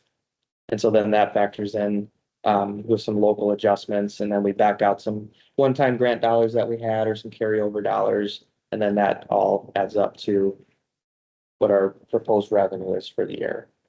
So that's where this 191,778 came from. And then on the revenue or expenditure side, we backed out $12 million in reductions that we'll go over here in a minute. And then we added back, as we saw, or you may have seen it in our spring update document, we presented it back in the winter retreat as well, this $6.88 million of total cost increases for salaries and benefits as well. So that was added into this $193 million figure. So very conservatively, we're looking at $1.5 million loss as opposed to a $12 million loss if we didn't do anything. Now, the state did come in last year with some one-time MIPSers funding for retirement costs of about $2 million. None of that's factored in yet, so we're hopeful that when they actually release their final budget, there's gonna be some other line items in there that'll kind of close that gap and get us to hopefully above a break-even point for the year. So that's factoring in the significant work that our administrative team across the district has put in to trying to find these savings. So that was kind of our goal. If we can get us back on an upward trajectory, getting us towards that 15% mark, that's the ultimate goal. Doesn't need to be all in one fell swoop where we need to net a few $1,000,000 next year, but as long as we can show a nice progression and be in the 14-ish% range next year, and then hopefully 15 the year after, that's our goal. Will we get, in years past, we've kind of looked at 2 to 3 years out. Yeah. Will is that somewhere in here or? That's actually one of your handouts if you want. So that's this updated projection model here. Okay. And I didn't ask, so you couldn't get us here. I seriously didn't look at this. I didn't hear anything. It was a nice segue into the next topic, so perfect segment. Yeah. So this document we showed at the retreat, obviously, and then we wanted to update it again with our final amendment 3 proposal and then the projected amounts for next year. So we try to show this from a structural standpoint. You can see that $12 million structural deficit for this year if we don't do anything. And again, that's a byproduct of ESSER funding is gone. We have a lot of positions across the district that have been added, and funding just isn't there, and the district elected to maintain those positions and spend down our fund balance, which was nearing 20%. So our goal was to spend those funds down and stretch out these positions as long as we can before we have to start looking at a reduction model. So you'll see there the 12 million, and then obviously the $5.605 million deficit for the year that's projected to get that spent down to about 13.5%. And then looking at next year, so structurally, even with those 12 million and change we've talked about over the next few years, there's still going to have to be more reductions pending the outcome of state funding on schools. So structurally, that's your deficit. Obviously, we're looking at that $1.5 million deficit next year conservatively, assuming the state doesn't come in with anything additional, which historically they do.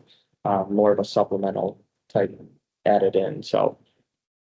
And then you'll see the transfers in, we're trying to adjust those down each year. We don't want to be too reliant on some other funds, so for now, we'll leave those at 0 and see how it shakes out. And then obviously you'll see an upward trend as we try to progress towards that 15% mark there. And again, the goal is to come slightly above those, but that has on, I don't think I included on the printout, but this is that 6.88 million that we talked about. So that's where those cost expenditures. So we'll actually go through and update those once we get our final buyout numbers. And then we'll have a new roster, so to speak, with updated FTE. So these numbers may actually go down here as well. So instead of 6.88 million, it could be 6.5 million or something for total cost increases because we're going to have fewer staff members next year. So again, we'll catch all that up in the first amendment once we get a final roster here in the next month. And then we'll have some time in the fall to go through and really assess, okay, who actually left, what positions were replaced, which ones were vacated, that kind of thing. So that number I foresee also going down, which will be favorable to our budget. Is this in Word docs somewhere? Not yet, no. Okay, very good, gonna put it there. Yeah, we can put this on. We don't have all of it.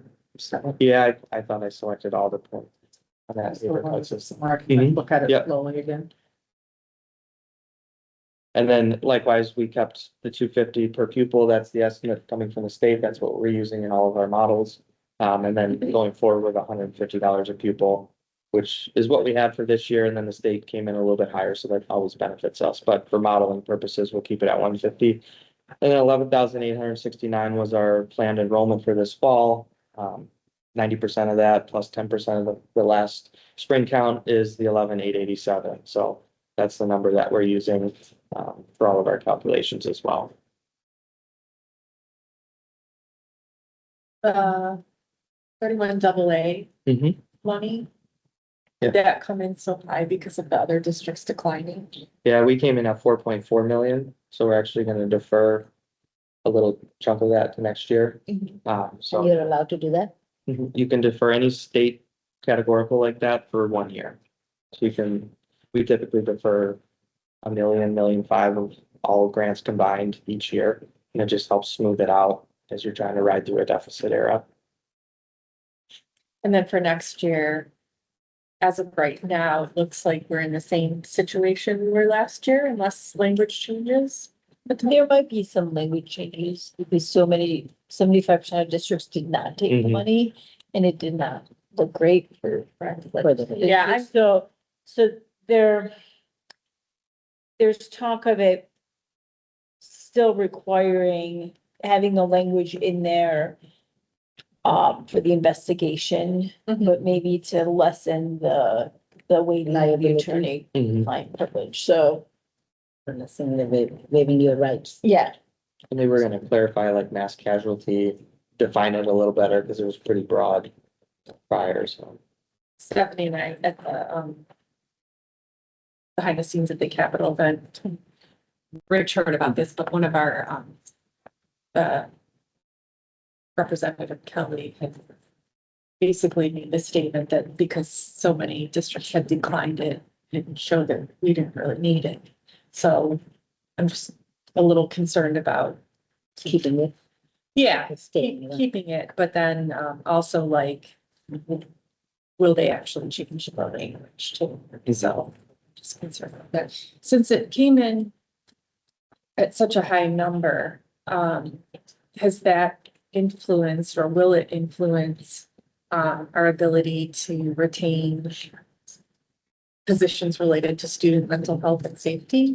I know that I saw the posting for the safety director. I don't know the title of that position. The mental health and safety coordinator. Yeah. Yeah. And then, I know that we like social work, counseling, Yeah. that sort of thing too. Mhm. Okay.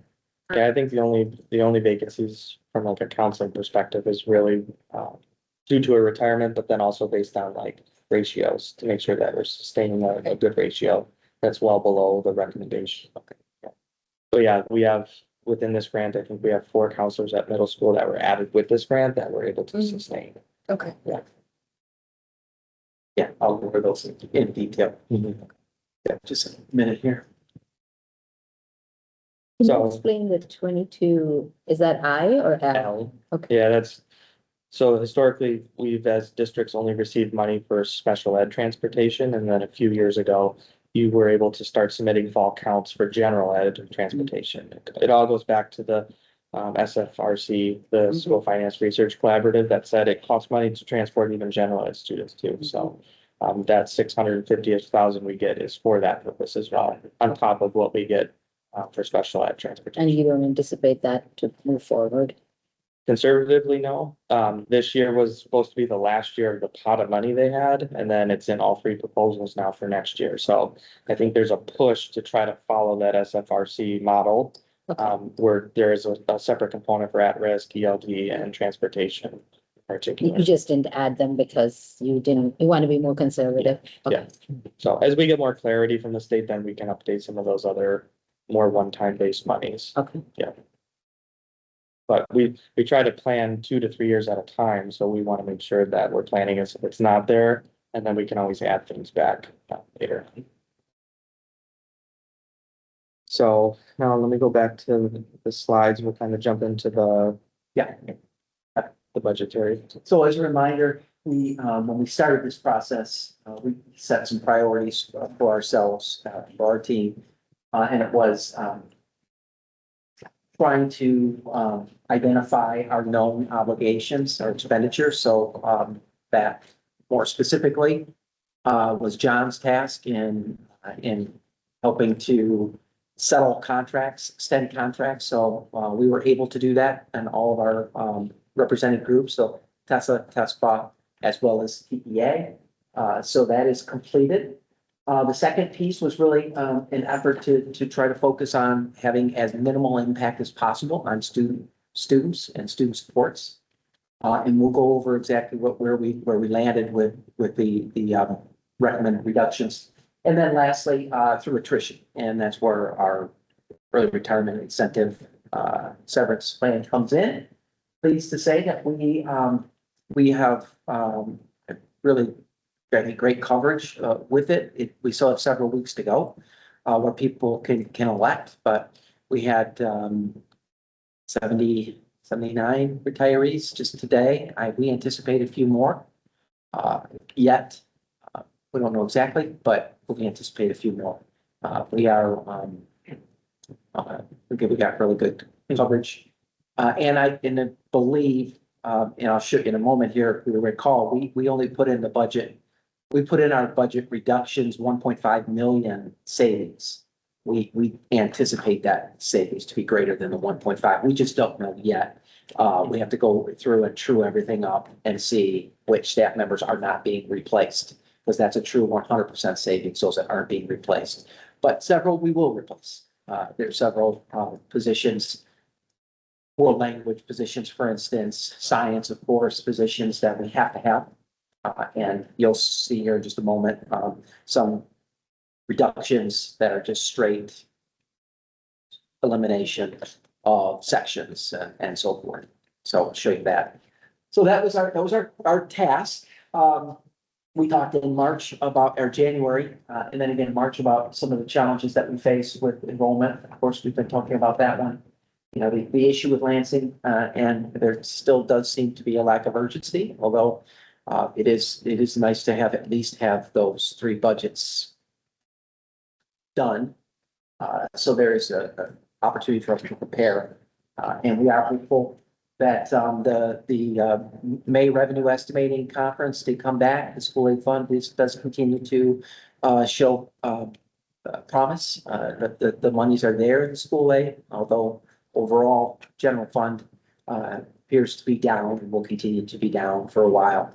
And there is that chance, that likelihood that they will continue to take from school aid to balance general fund. And so as much as we try to push back against that, I think that is something that we're gonna have to continue to be paying attention to. And then, of course, you know, we've talked about our ongoing expenses, that $6 to $7 million of increased expenditures on an annual basis for our known costs. So, and then retirement costs are something we're going to continue to keep an eye on, as well as special education.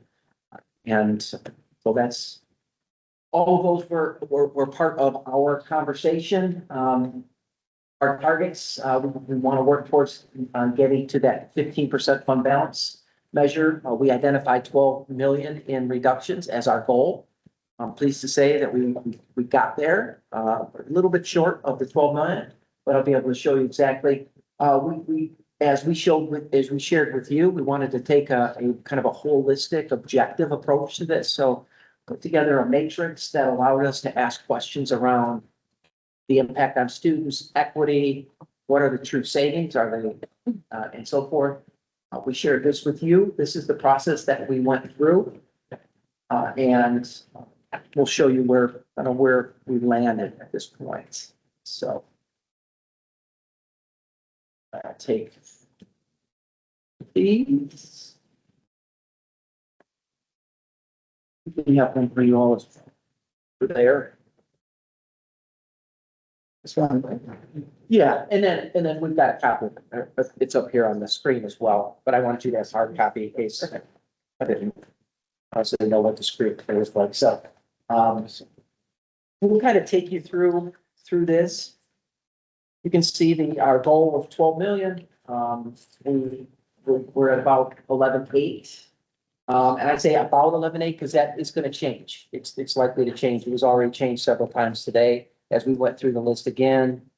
We missed something here, but we added it back over here and so forth. So, but I feel really good that where we landed. I should say I feel good. I feel confident that where we landed are reductions that we can sustain. But it is, truth be told, it is not easy to cut $12 million from the budget that is 93 to 94% people, because that means you have to cut people. And you have to cut positions.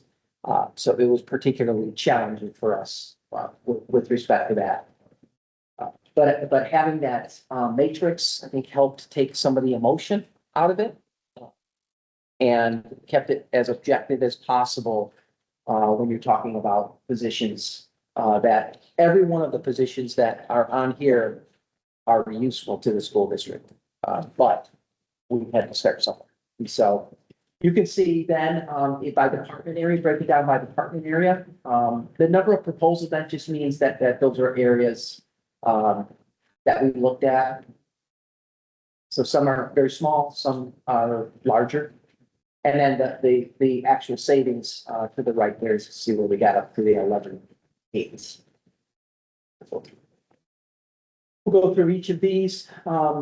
You can see this is where we were able to keep the vast majority of the reduction. So the 9 million came out of the green area. So those were that have the least impact on students, and instruction.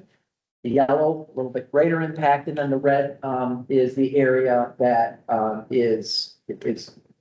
has more impact than we would like to see. It also, when we think about the potential of rolling back some of these, the idea would be to start at the red and work our way back up the list.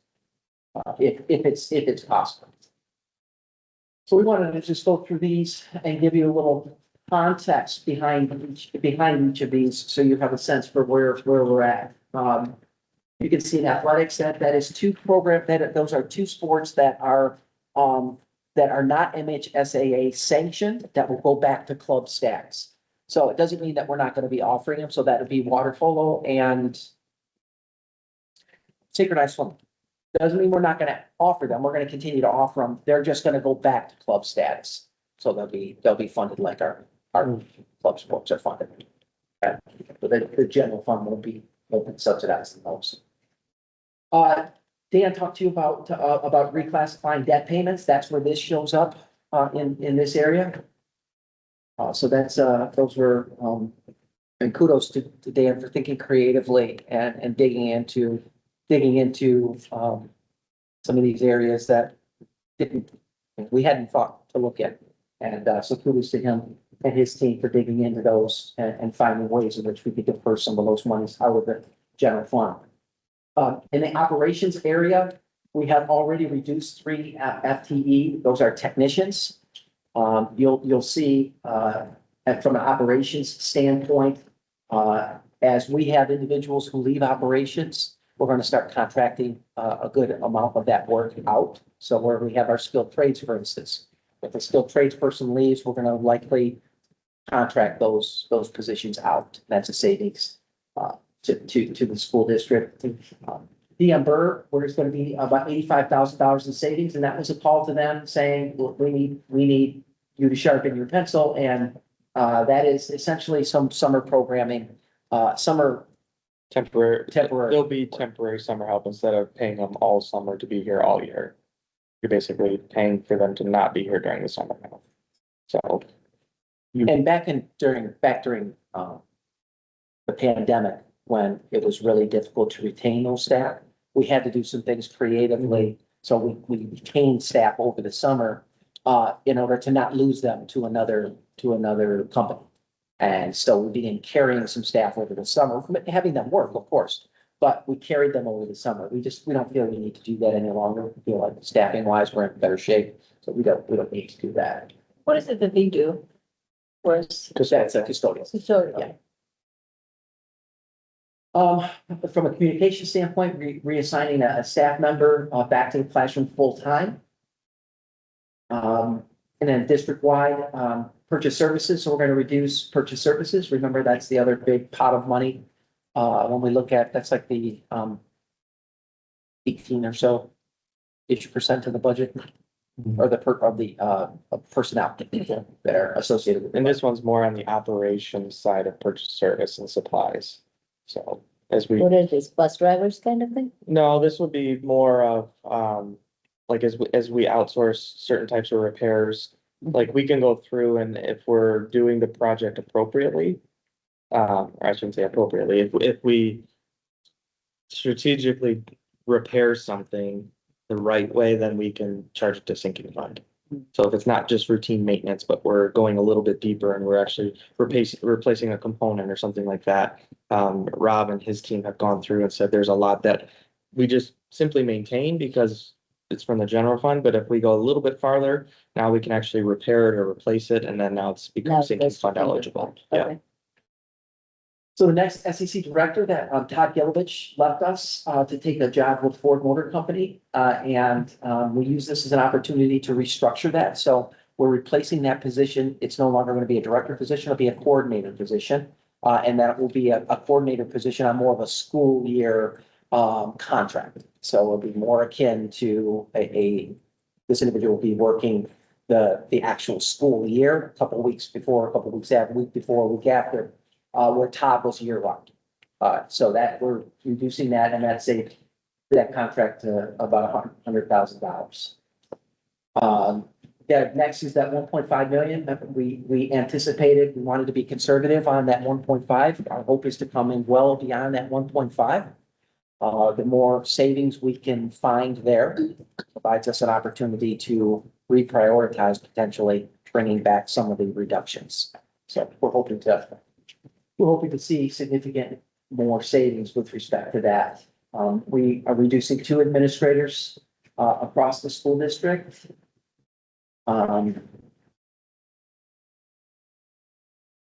Legal fees, we're reducing legal fees. We think we can reduce by that much, at minimum that much. It's helpful that we won't be negotiating over the course of the next several years, so that when we're negotiating, that typically eats up quite a bit in terms of legal. So pretty comfortable with that reduction. Schedule C, so those are the clubs and activities and so forth, primarily at the high school. There's a very few there's some at the middle school, very limited at the elementary. In Schedule C, some of those are required by the contract. And so we're not talking about those that are required by the contract. We're talking about those that are more discretionary. So we're tasking the principals going through that list, and our goal is to reduce that by 20%. Can you give us an example? Oh, see, so a Schedule C position might be chess club, might be ping pong club.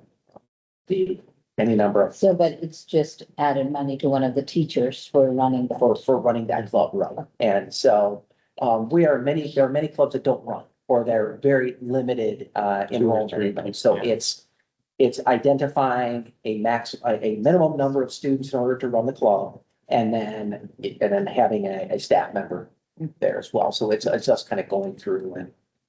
So we're going analytically as in just look at the count and the way The participation rates, and what we'll likely find is there's a number of them that haven't been running, and we'll just reduce those. Is it, does it violate the contract if a parent were to step in to, We do have some parents that are Schedule C, very few, but we do have some. but they have to be paid, they aren't volunteer? No, they'll be paid, but they'll be paid on, Accounts payable or Yeah. something, yeah. As a vendor. so it goes to, teachers have the first right, employees have the first opportunity to take advantage of those clubs.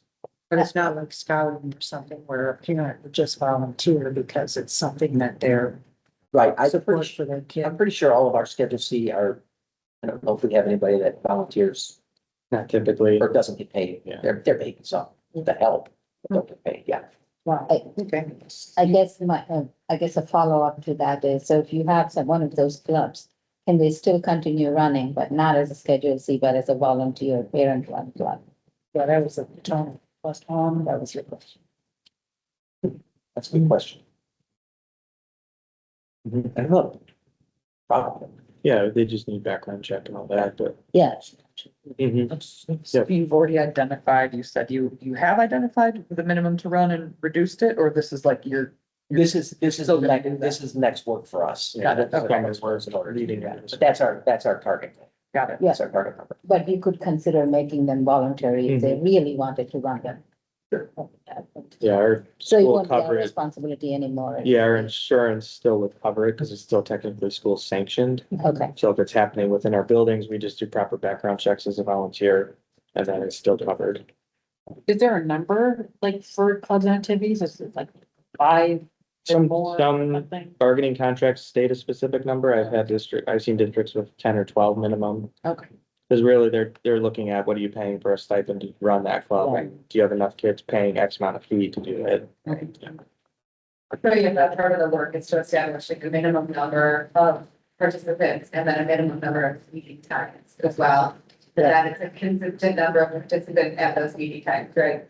So if you know adolescents, you know a lot, they show up for the very first meeting. And then 3 meetings later, you've got 5 kids.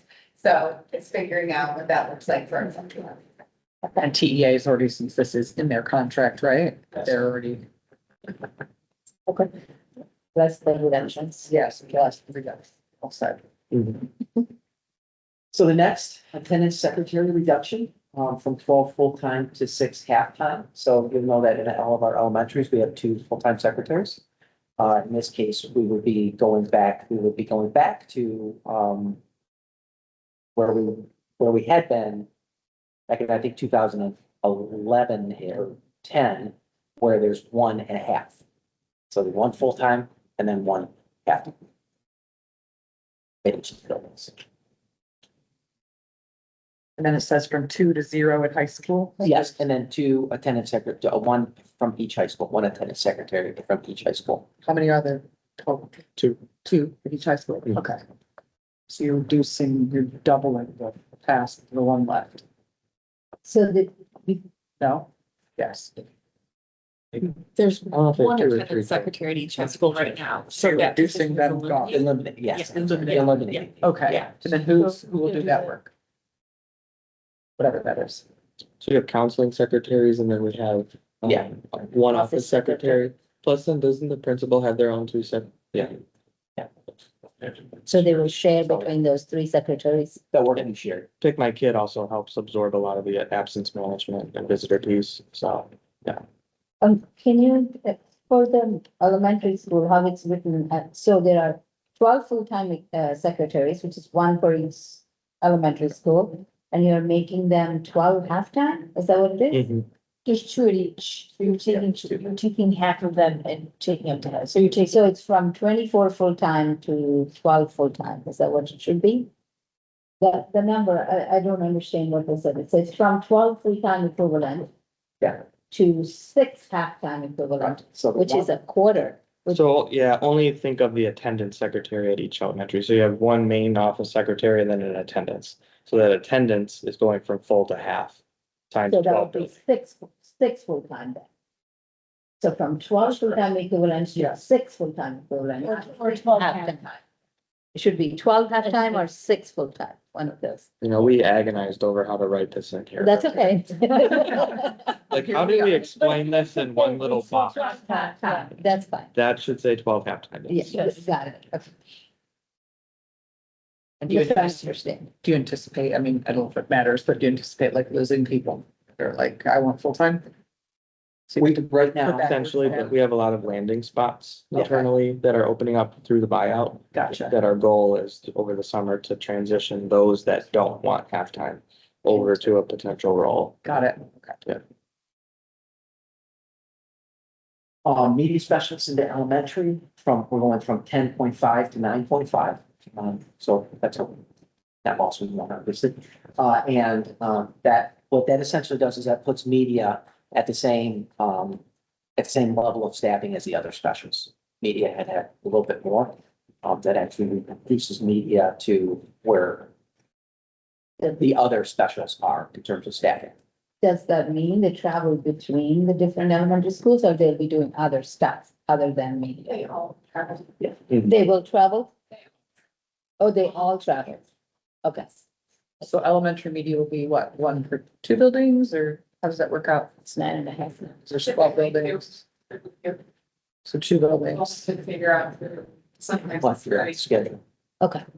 Does that accommodate like collection maintenance for books, the actual, I know that's like always been an added thing in media is the like, yeah, I run the class and teach 6 sessions a day, but then there's the like, all the books. Yeah. That piece. And then you have a parent usually who comes and helps out too, right? So you'll notice the next one, the reduced media days, we're from 2 to 0. So what we'll likely be doing is looking for volunteers. Yeah. To work in those media special, media Centers. Just Library retail. loans.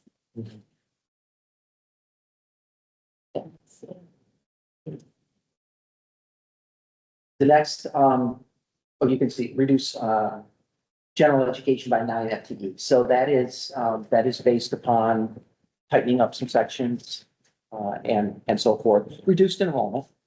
And then tightening up some sections, we believe we can reduce close to 9 FTE. So where we have 9 retirees, that's a complete 100% savings. Now that could change depending upon enrollment. That number could go from 9 to 8 if the enrollment were to spike in a building somewhere. But Chris is working with Kathy to keep a really close eye on those and with the principals. So that's that. Oh, math specialists. So you recall that part of the ESSER's monies, good portion of ESSER's monies, we added math specialists. And so we're going at the elementary from 8 to 2. One of those is going to be a Title I position. So it's a Title I building. So we'll be one of those, and the other one will be the CSI, the CIS, excuse me, not CSI, CIS. So Julie none, Aldridge, replacing Julie Aldridge position, so none in buildings anymore. except that one in In Title I. most. Yeah. So, okay. This is something we should keep an eye on, how we do. It's a risk that we need to keep an eye on, right? Yeah, I mean, and again, it's in the yellow, which Yeah. means it's in that tier 2, which means that, again, as we prioritize bringing some of these back, it might be an opportunity to do that. Those were some of the ESSER funded Yeah. roles. I understand that, but we've used them to get our math. So, Well, that's was sort of the backbone of math on TSS was the specialist to support the classroom Exactly. teachers, and now we don't have that. Yep. I mean, realistically, spread one person over 12 buildings, it's not. it's more like training our math, training our regular teachers to do that. Not much.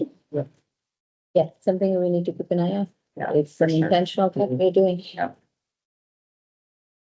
Next, reduce literacy specialists, so you can see from 15 to 14. There's a bit of a reduction there. What was the metric for that? We had a retiree, right? So reduction through attrition, not like database. We still have more than one per school, looks like. Yeah, so those more impacted buildings, so the Title I building, and then those that have greater need will have a greater percentage. Are they pretty evenly distributed? You have one in each school and then maybe the two title actually. Troy Union. Are there any buildings that have two? Which ones would that be? Yes, the based on needs, so Title I building and Morrison and Detroit. Troy Union, that's what I thought too. Okay. Are they Title I funded or general fund funded? Extra. I believe we had 2 entitled, Yeah, Title I, 31. 31A, yeah. Oh, there's 31A funded. Yeah, you can group your title funding. Oh, either not like, that way. Okay, yeah. I see. Now I understand. Okay. Yeah, if you elect to spend your Title I dollars like at a secondary level, then you're forced to then use 31A at-risk funding for Title I purposes. Okay, So we have literacy specialists in that at-risk funding. okay. Sounds good. Thank you. You can, basically group either K-5 or secondary in Title I, you elect which road you want to go down. And then you have to use at-risk funding to fund the other part of it then. Thanks. CDLD specialists from 14.6 to 12.6. Staff, receptionist, so that's a central office position, that's, there are 2 typically that work in the front at central office, from 2 to 1. So combining those positions. It was a retirement that allowed us to consider doing that. This next one, reduce building sub allocation, back when it was more challenging for us to maintain substitutes. We went to a model where we assigned building subs to buildings. They were permanently assigned to buildings. And then they would be the first to be called upon to be used. And if a sub was at a building and didn't have to be used that day, they could be sent to another building to be used. We're going to move away from having more of those, so we're gonna have fewer of those assigned building subs. We still will have some, but we're moving away from, some of those. That's that. Reduce high school counselors from 16 to 14. I didn't know we had So that- 16. That's 16, that's high school. I thought we With had the 6. 31 AA, that was kind of what I was getting at, was that extra money. So why are we kind of putting off or carrying forward $2 million and reducing high school counselors? I think it's a balance of, and Christine can talk about ratios a little more. It was more of an alignment at the two main high schools of getting the student, counselor ratios. Because they were very low. It was like 1 to 220 to 1 to 250. 250 is the recommendation. Right. So like at Athens, it was pushing 200, I believe. So I have those numbers. I think it's a balancing act too of like that 31 AA money. We don't know how long it's gonna be there, so if we have attrition like this, then let's try to reduce the number a little bit to floor off the So we have- potential. 2 high school counselors retiring. We had what? We have 2 middle school counselors who are retiring. So our high school, we'll be moving 2 high school counselors into middle positions. So certainly, and I know you all know this. These are really hard decisions that we work through. So we were looking at those retirements and resignations. We looked at the ratio for our buildings. So at Athens, our ratio going into, currently we have 6 counselors at Athens with a ratio of 260 to 1. Moving down to 5 counselors at Athens, we'll have our ratio at 312 to 1. At Troy High, we're at 291 currently, 1. Moving down to 6 will put us at 340 to 1. Our other buildings, I did the math with all the other buildings. And all the other buildings, if we reduced any, we would be bumping far higher. So like Smith, if we were reducing a half, because I looked at maybe Herring, you know how they used to do that. It would have put Smith at 380 to 1. I looked even at like IA, could we maybe reduce a half at IA? That would put them at 370. So just trying to really be mindful of where we could keep our lowest ratios. So 1 from Athens and 1 from Troy High, keep us at our buildings being, all of our buildings except for Bolin are under 350, are under 350 with these reductions. What's the recommended? Recommended 250. The recommended is 250 to 1 through the American School ASCA organization. The average is 1 to 500. Oh, the average that's in The the. national average. Okay. That's, So not that I advocate for that, certainly. but I see. think to just Okay, provide I understand. Our contractual limit's 400. Contractually, it's 400. Right. Yeah. I just feel like I need to push back on this one because part of the reason that I voted to approve 31 AA was because I felt so strongly that this was money that was very important because mental health is like, I guess I'm a little surprised it's even in the green because it does impact our kids' learning. Like if they aren't in a space mentally where they're okay, learning is going to be secondary. And I know we've talked in previous conversations about kind of even the availability of our counseling staff at a proper ratio, which we finally got to. And it's kind of shocking that we came in at almost double what the money that we thought we'd get for 31 AA. And we're still reducing a position that's really part of our strategic plan, the red pillar. I mean, I would say I would much rather not hold back 2 million and take the however much the savings is. Couple 100,000, 261. You should not expect that money to be available. Or we should not expect that money to be available. Because you have to hire two more people, right? We'd have to hire two. How would that ratio be coming in the coming 2 years without reducing count? That should also be important, right? Yes, so it will eventually move its way into the high school, right? It'll take a few years for it to get to the. So another 3 years, you will get to that 250 level probably. We'll start to move our way back down. Okay. So we have a couple of years. Now, I guess the question for everybody on the board here is, should we spend the money in these couple of years to keep the ratio, or should we could do this? That's what the district is. I mean, I think there's money that's designated for that purpose, and it would still be pushing 1.7 million forward. And allow us to keep that ratio for another year. And then at least we have a year to see what happens with our millage, and then maybe if that doesn't come through, then we look at it at this topic again. I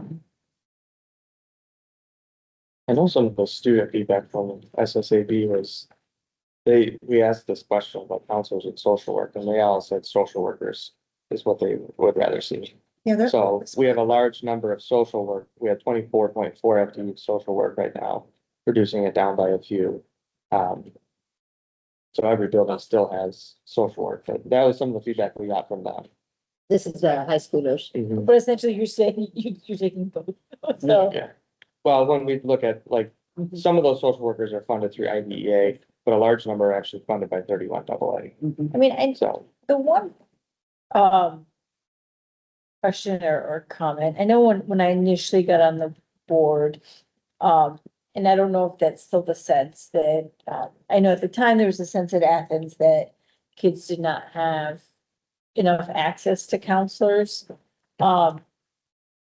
And realistically, our counselors spend so much time throughout the year, everything from AP exams to scheduling to all of that. College apps. I mean, at the beginning of this school year, the counselors essentially, there was like a flat out no to all the kids across both schools where they just didn't even want to consider scheduling changes. So if it was, and that was the thing at the beginning, I had a lot of parents reach out to me. And I know Vittel got that similar feedback at Athens, and I had similar feedback at Torrey High. So what happened? I guess my question then would be, what happens next year? If it was already that bad this year, what is it gonna look like? Keep in mind, we have to cut another $4 million next year. Yeah, that's true. So, I mean, this is a problem. Cushions, yeah. That just continues. Absent additional funding, which I agree with you with respect to But that. can you clarify, because, again, you're talking mental health. To me, I was we wanted to have that discussion when we talked about social workers. I realized that, Counselors kind of do both, I think, too, so I don't know how that. well, help educate us then. I mean, I'm under the understanding that, if you're looking at a child with mental health issues, that the primary response would be the social workers. that was the feedback from the student group, was that for mental health reasons, because we brought up 31 AA and mental health. And that's when they said they go to social workers for help supports. So. I mean, this is, I hear what you're saying, that this is a problem, problem with schedule changes and so on, but Do the kids initially go to their counselors first, or do they go to the social workers first? Because I think a lot of times they go to their counselors first, like that's their first. The counselor helps, kind of identify and. Perfect out. Yeah, like, It's a team, yeah. right? Like they're a very strong team, like between our social worker at the high school. And I don't know how this Yeah, stuff so works. I'm at actually the high like to school say. in particular, because of the size of our high school, we have full-time social workers, we have full-time psychologists, we have counselors in the building, so they are very much a team. So when a child is in crisis, in mental health crisis, they work collaboratively. A school counselor is certainly the first step for most. First point of contact. First point of contact. And then depending on what happens and how it's resolved and the steps, they work collaboratively through that. So they play a role without question.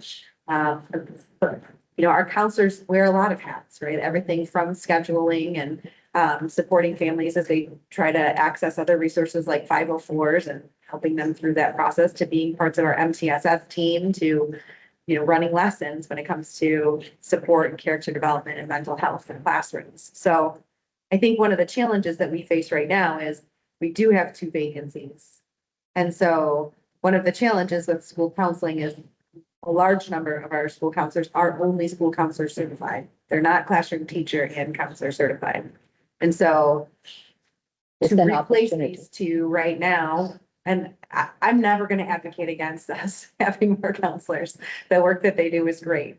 But I also realize where we are in financially. And if we hire 2 new counselors and then a year from now, we're not in a better position, how many are we cutting and where do those folks go?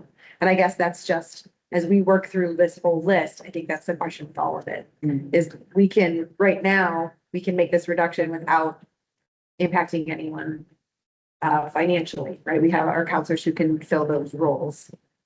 And I think Well- that was our rationalization for Again- some of this work. You're absolutely right, impacting anyone from the employment perspective, but we may potentially impact our student perspective, so that's what I think. Yeah. Yes. Well, let's put a mark on. Yeah, put a mark on that and let's think about that, Let's yeah. see where we I think land at the end. The only other funding source we have for counselors would be at-risk funding. And so at that point, you're reprioritizing where your at-risk dollars are going. Yeah. So. Yeah. you're I looking mean, and that makes sense, because there's like other reprioritizations that. Mhm. Yeah. Let's say that becomes, and I mean, it's almost wish we were doing strategic planning right now. Because that would help us to be like, oh, strategic plan says we should be focusing on blah, blah, and then it help us to be like, yeah, sorry about this, or that. Well, it's still a refresh, we Mhm. have. Yeah, yeah. Okay. Yeah, I mean, you have, Yeah. And I understand. So you'll see the next one is, gen ed, use, gen ed sections like 10 FTE. And that's just tightening up class sizes. That's tightening up where we can tighten up. Can you give us a little bit of an overview on that, and if there are any concerns that we're gonna hear from any of them? Um, Just prepping us. Yeah. That's all. I mean, from year to year, you're always gonna hear something. There's gonna be some classes that don't run. Okay, Um, and we are being very objective, Right. saying if it's less than this many students. Yeah. 20? Okay. Yeah. And we were, That's gonna be across the board, That's even right. if it's like jazz. it's 6 to 12, yeah. Okay, yeah, you're gonna I- hear, I asked that because it's not. yeah, you're gonna hear some. Yeah, that's Okay. Fine arts folks, express some concern. Mhm. But what we're starting to see in the middle school now is reduced enrollment, and so. This. Smith has been dealing with these scheduling challenges for several years, because as their enrollment's been going down, they've had teachers that have had to share, they've had to move between buildings and so forth. So they have been experiencing it. It's just now starting to hit Bowling Park. It's now starting to hit Baker. It's now starting, and Baker's been impacted somewhat, but it's now starting to hit Bowling Park, because there are gonna be 75 students less next year. And Larson's gonna be right after that, because they're gonna start hearing those. So it doesn't mean, it might mean in some cases the teacher is going to prioritize what's offered. And we're always gonna have contractual obligations that we have to meet, so class size obligations and so forth that we have to meet, and we're not gonna live within those parameters. It's important to know the scheduling will be tight. That's how you get here. So as we kids all have full selections now going into the summer, you'll have opportunities in the fall when they come back. There'll be very few opportunities for kids to move classes. It just, there aren't a lot of, there won't be a lot of seats, which is good. That's fiscally responsible of us to not have just open seats sitting there. There will also be in some scenarios where we have maybe 32 kids signed up for a class. 2 kids will not be able to take that class. Yeah. So, and those students will be removed based on seniority and their opportunity to take it over their 4-year experience. So you will like. So the younger grades will be given their second, third, fourth choice instead of the one that they chose. Yeah. Okay. So we would expect to hear, if we heard feedback. it would be Yes. Maybe fine arts, maybe a class that has less than 20 kids, having Some electives, some electives. primarily in electives. And then we've also looked across our building, so if it's full, if there's 32 kids at Athens and there's 5 seats at Troy High, we offer those kids the 5 seats at Troy High, and we run a shuttle. So if you want to take the class, there's a couple seats in the other building and we'll get you there. So, Which means the classes need to run at the same times. no, Is not that what we necessarily. usually do? Nope, No, no, we don't run them at the same time because then Okay. kids have more options Okay. based on their schedules. all right, okay. Okay, reduced math specialists, this, so we're talking secondary now, from 6 to 2.8, same rationale really at the elementary. Um, How you Now, gonna spread now those is out? this, I was gonna ask how you gonna spread those out. 24 in every building. 0.4, so what's that, one day? No, in high school, in secondary, it's a part of their day. So it's, you teach 5. So you teach 3 and then you have 2 hours of support daily and a prep. So half your day. So that effectively very much minimizes your MTSS reach there too. It impacts the share. Okay. is this more opportunistic? Are there more that retire or is this more strategic? Same with literacy specialists, that's 0.4. So all of the secondary teachers will teach gen ed that are in either math specialists or literacy special will teach courses, and then they'll have, part of their day will be support. Okay. So they're all assigned to a classroom for some portion of the day. Special ed secretary from 1 to 0.5. Okay, so student support aides, that's a large number. You can see we're moving from 158 to 104. In many cases, these might be individuals who are supporting gen ed students in some manner or another. So Sarah's working with all of the buildings to reprioritize and making sure that those student support aides are assigned by IEP. So anyone that has an IEP, where the IEP calls for that support will be provided. But we had to scale that back. Why is it under special ed if it is supporting gen ed students? It just over time, there's kind of been a little creep, and come to find out. The billing and onboarding is literally just processed by special ed. Oh, it's process, especially. So. I mean, that's significant amount of money and it makes it seem like we've been spending a lot of money on something we shouldn't have been. So what were these individuals doing that was not Well, in support of special Yeah, in ed? some cases, it's a youngster that maybe is being observed. They may be evaluated, they may be in the process of being evaluated, so they may just be having some challenges. So we're observing them in preparation for potentially going through the process. And they might have been assigned to that individual. And sometimes it's not a one-on-one aid, it's an aid within a building that is assigned to a couple of students. It might be assigned to a couple of students during the course of the day. But this is one of those where it is just kind of creeped. There's been creep. It's kind of gotten away from us. And we need to get that back. There was a large number added during the pandemic too, just trying to help. Is it just to students use throughout the day. funding needed? Well, they or weren't provided? even like ESSER funded. I mean, No. ESSER funding in general went towards math specialists, social workers, So, some additional counselors, but then these were added as supplemental. So a lot of them just. so what can we remained. do to prevent this creep from happening in the future, I guess? Well, it's saying no. Honestly, and sometimes it's difficult to say no to parents. I know, in a big organization like ours, we can't keep track of it, so we have to have processes to do that. Yeah, we have to just say no. I mean, special ed is a very thorough spreadsheet. I mean, they could tell you every one of them by building and whether or not they're associated with an IEP now. They went through and kind of cleaned up their inventory, so to speak, of who is where and what are they doing. Yeah. And that's really where this number was derived from. And none of these, I can say, none of these are individuals were assigned to a student for for any reason other than it felt it was necessary. And so it's just one of those things where over time, an aide gets assigned to a building, gets assigned to a student, that aide oftentimes stayed in that building and then was utilized for other students and so forth. So Yeah, I mean, so It's we just need a to do a better job.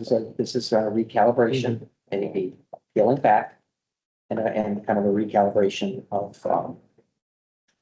where we need to be. So Sarah and her team are working on that now. And the portion that is IEP driven, we do get reimbursement from the state for, so that's all partially funded, like 30% funded by the state of Michigan, but there is a large number that were not associated with an IEP. And so those are the ones that were part of this reduction. So that's 54 jobs. So they're all, Like, they're all contracted through EduStaff. Right. And their pay scale is below a paraprofessional. Yeah. So we've gone through building by building, tried to identify the ones that specifically are not associated with an IEP. Sure, I'm gonna say as a person with extensive experience in like a setting where these people might be assigned, at the very least, this line item should be yellow. Mhm. Because this is going to impact classroom function. Let's say you do have a youngster going through evaluation without support. That youngster is disruptive at best in the classroom setting, which is why I feel Rich's point for Creek. I feel it. But on the other side, I want to think about these teachers who are going to be tasked with higher class sizes, less support, right? And then without this support also, there's no way it's a green item, at the very least. 54 might be a little aggressive, but I don't know if the spreadsheet is special ed. But I feel it's gonna have a bigger impact than none on the classrooms for the teachers and students remaining. So are these supports mostly behavioral versus academic or both? Sure, Rich will have a better idea than. I think Behavioral. more behavioral. Mhm.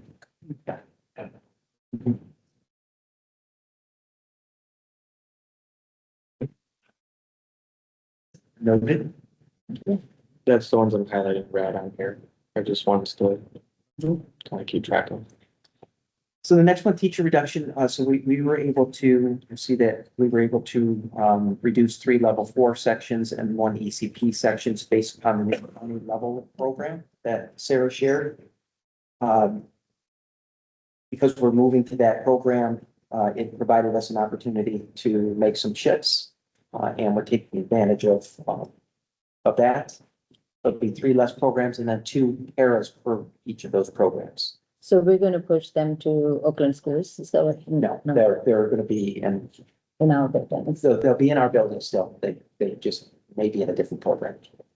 Different level program, Okay, So that's based upon their needs. so we recategorize them. Well, based upon the plan, which a lot moves from levels, it moves from 1 through 4 to A, B, and C. Where we were able to gain some economies of scale by utilizing the program. And so students are being assigned to programs based upon their needs. And it's allowed us an opportunity to be able to reduce some sections. So the county level plan allows us to have more kids in a program, right? Mhm. So we're gonna increase the number of kids in the program and reduce the number of staff supporting them. So reducing 4 staff. Plus the paras. Are the paras from the same programs? The level 4s and like these? Each teacher gets 2 paras. Yeah, which fire is 2 pairs. Okay, and those, well, that'll be, no. 3 teachers. The para doesn't say how many. I don't know if I should be green either. That seems like a lot So for a that very it's vulnerable three programs population. are closing. In some cases, for example, 4, it's 8 kids and 8 kids, it's the same amount of kids. 10 people, 2, that's not. with the closure of three programs, we would have more aides than students in some cases. And so that's where it's looking as the more. It has a ratio staff, which is for student needs. So I just have to say for the record, this is. it's not a good job for me again. It scares me a little bit, I have to say. I worry about the, The students will all be, their needs will all be accounted for and accommodated for their IP. That's our, that is, Yeah, the company has a staff and parents that we don't. Yeah. Staff ratio, so. So you're basically saying we had far more paras per student than what the county allows for, and now we are in line with that. Is that what I'm hearing? we have a, Far more We have- paras and the. You can reclassify students in a different way and thereby putting them in different buckets. So Yeah. it used to be a 1, 2, 3, 4 bucket. Now it's A, B, C bucket, and it allows you, based on how you classify the student, to put them in the correct bucket. Some buckets might allow for more students, like if you're in a That's right. preschool, if below a certain age, it's 4 to 1. If it's above a certain age, it's 10 to 1. So the buckets, I assume, allow you to have more students per teacher. So Alright. that's That's the savings. that's how the savings. I'm gonna go Okay. back to the function of the buckets though, like from the real. A bucket might be a bad word, but that's Exactly. just how. I'm gonna use that word 'cause where it's out there. The function of the bucket is what concerns me. That these probably should be yellow as well, because if you're upping number of students in the bucket, right? These are not low needs kids typically. You wouldn't be in a program class if you're low needs. well, so the level, the level C, Mhm. those are more impacted students. Right. And those students will, and we're still required to maintain a certain, can't go over a certain number in those programs, and we won't. And that's still have the appropriate amount of adult supports within those rooms. It's the level B programs that allow you to put more students in, because those are less impacted students. Those are students that are, in many cases, are out in gen ed for a good portion of the day. And now that they'll be out in gen ed for more of their day, will they also still need any support in gen ed, like by a student support aid? Then we are cutting They that. know. The teams are working, building by building. Yeah. Staff. Yeah, I'm just trying to protect both that very vulnerable population by my comments right now. Yeah. And that very vulnerable staff, because those are folks we're losing in drugs, right? Who are like, here, too many kids, too much stuff. Yeah. So from both those perspectives, I feel like, and as I look at the cuts in special ed, it is the largest monetary Yeah, I cut noticed that that is too. showing up in special ed, and also some of our largest achievements occur in the same population group, which concerns me deeply. Keep in mind, Having the most. keep in mind, we subsidize special ed to the tune of about $9 million out of the general fund. Correct. Yeah, It is So- not funded appropriately. I hear that, but Right. our kiddos, doesn't matter about whatever that, they yeah. need. I hear you. Thank you. Yeah. Well, at the end of the day, our job is to Balance the budget. balance the budget. I hear you. Not an easy task. I told you guys, this is, gonna make all the other debates that we've had about curriculum, whatever, pale. This is the hard work. Yeah. And you need to be ready, because this is kind of where we were in 2011. We're gonna get a lot of community feedback. Yeah, Because it's gonna gonna hear upset a some. lot of people, Yes. but it's gotta be done.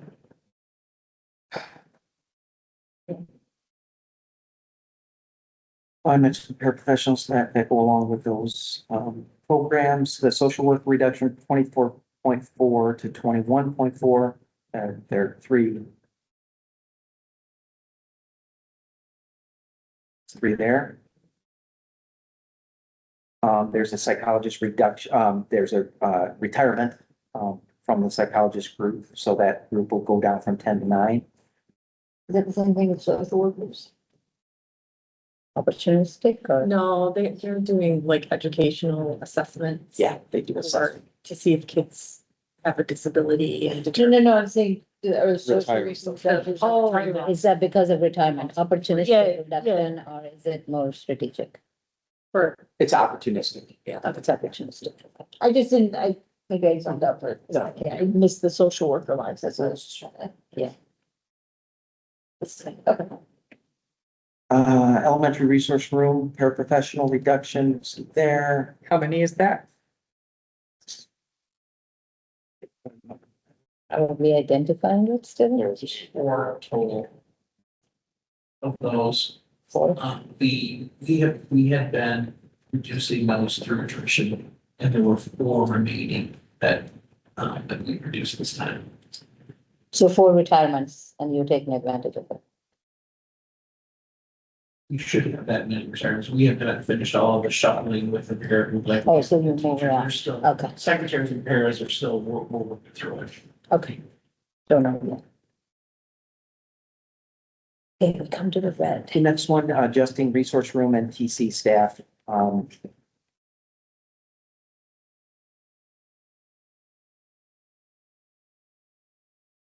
What was the total number on that one? John, you remember that? 7.3. 7.3 between the two, or? Yeah, for K through 12. There's a lot of special ed in here. Yeah, special ed is being cut a good bit. Yeah, 2.8 million, wow. 3.3 million, sorry.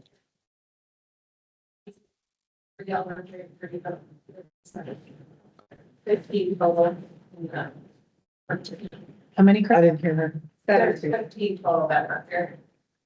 Currently, we're reducing in students at grade 12. So we're going to, from 15 to 2, how many? Is that what you said? No, we're reducing 7.3. So in total, sorry. We had currently 15. So that's So- sure.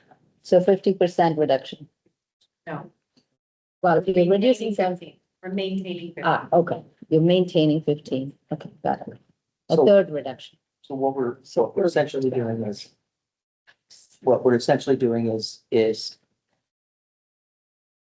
increasing that ratio. So we're able to go up to a certain ratio, that ratio is going up. It sits at about 15-1 right now. It can go all the way up to 22. So we're increasing that ratio. Increasing the student to, And you've marked that high risk. yeah, it does say red, high risk. And you'll have to adjust IEPs to deal with service times, I assume. Well, this will be entirely based upon, IP needs. So people were, So we're there's that maximizing- much looseness in the schedule, That's right. Yeah. Maximizing cases. really. Yeah, so. I'm gonna be honest, that's not the feedback I'm getting from special ed folks. So we're maximizing the cases. Okay. So the caseloads in resource room can go in secondary 23, elementary 21, I think, for resource. And then TC is 1 to 25-ish. Don't hold me to that exact number, but we're maximizing to those numbers so that we are efficiently staffing.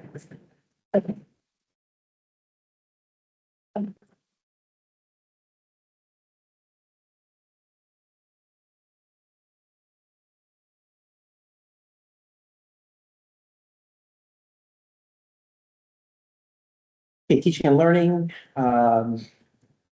there's $450,000, you see subscriptions, professional development, that's reduction. Secondary ELD, para reduction going from 11 to 8.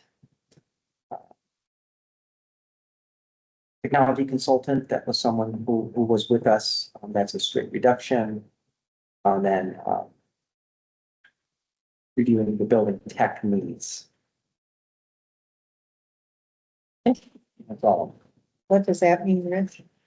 So each of the buildings have, We have 10 building techs across the entire district, so Oh, it's just, we were at 16 at one point.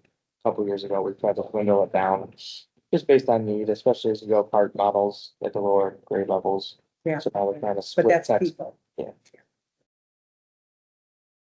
and they come and go. I mean, some are 12 hours a week, some are 20 hours a week, it varies. So as some leave, we try to reassess each time. Who's the technology consultant? Now, what does that mean? She was brought in about a year ago, and she was a former director who retired and then came back in to really help do more one-time based projects for us, getting student systems set up better, kind of streamlining. The former director was transitioning. Yeah. This is like a purchase service? Yeah, she was an edge staff contract. And she very much knows it was not a permanent thing. It was more of a help us out, get us through some bigger one-time projects that needed some support.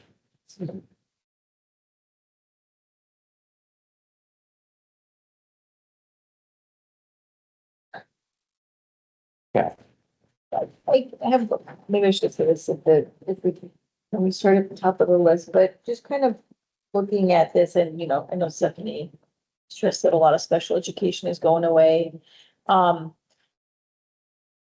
As a parent who has a kid who, this is me saying, this is a parent who has a kid who participates in athletics.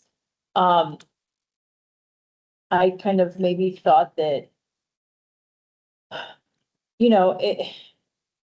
I understand the role of athletics and how important it is, but $43,000 doesn't seem like a whole lot to give when we are removing people who, in some cases, provide direct support to kids in classrooms.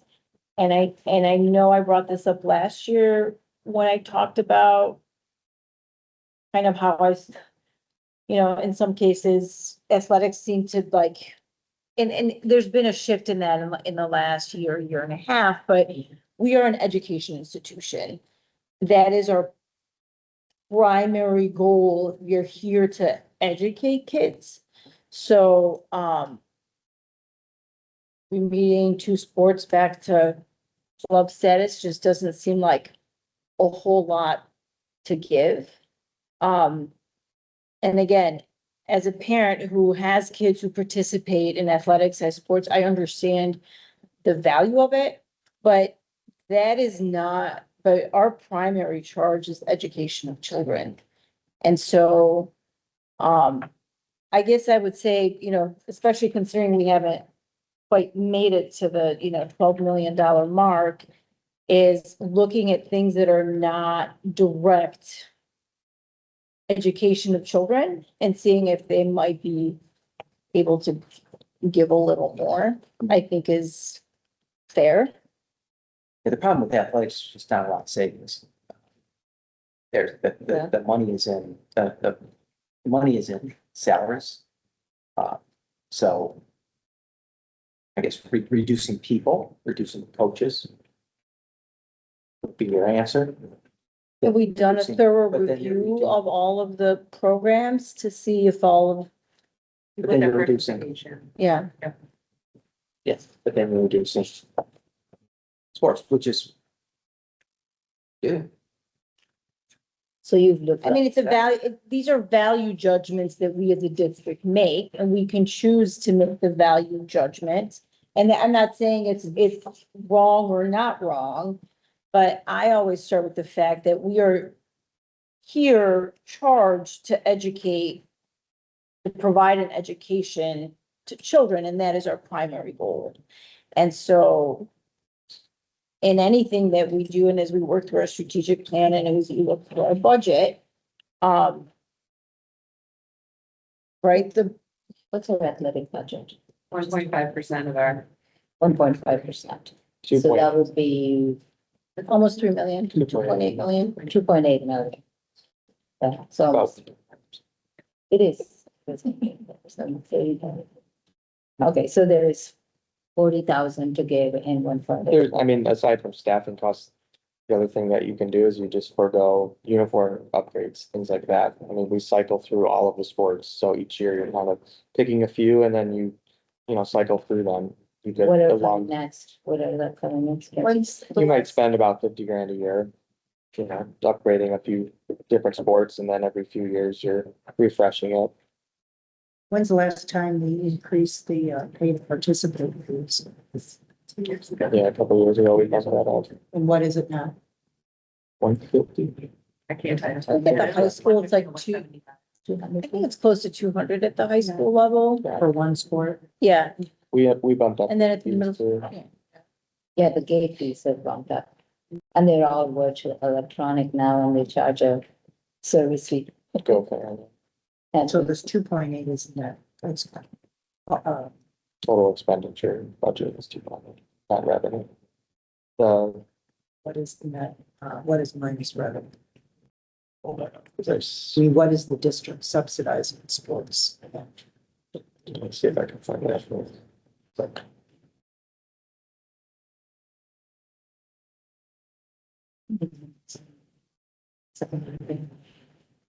our participation in sports is huge. We always see a good, so I agree with you, but I'm just saying. I'm not saying what's right or wrong. I'm just, Thinking it's a valid, these are value judgments we need to make. just, we need to And find out how much we're really subsidizing sports.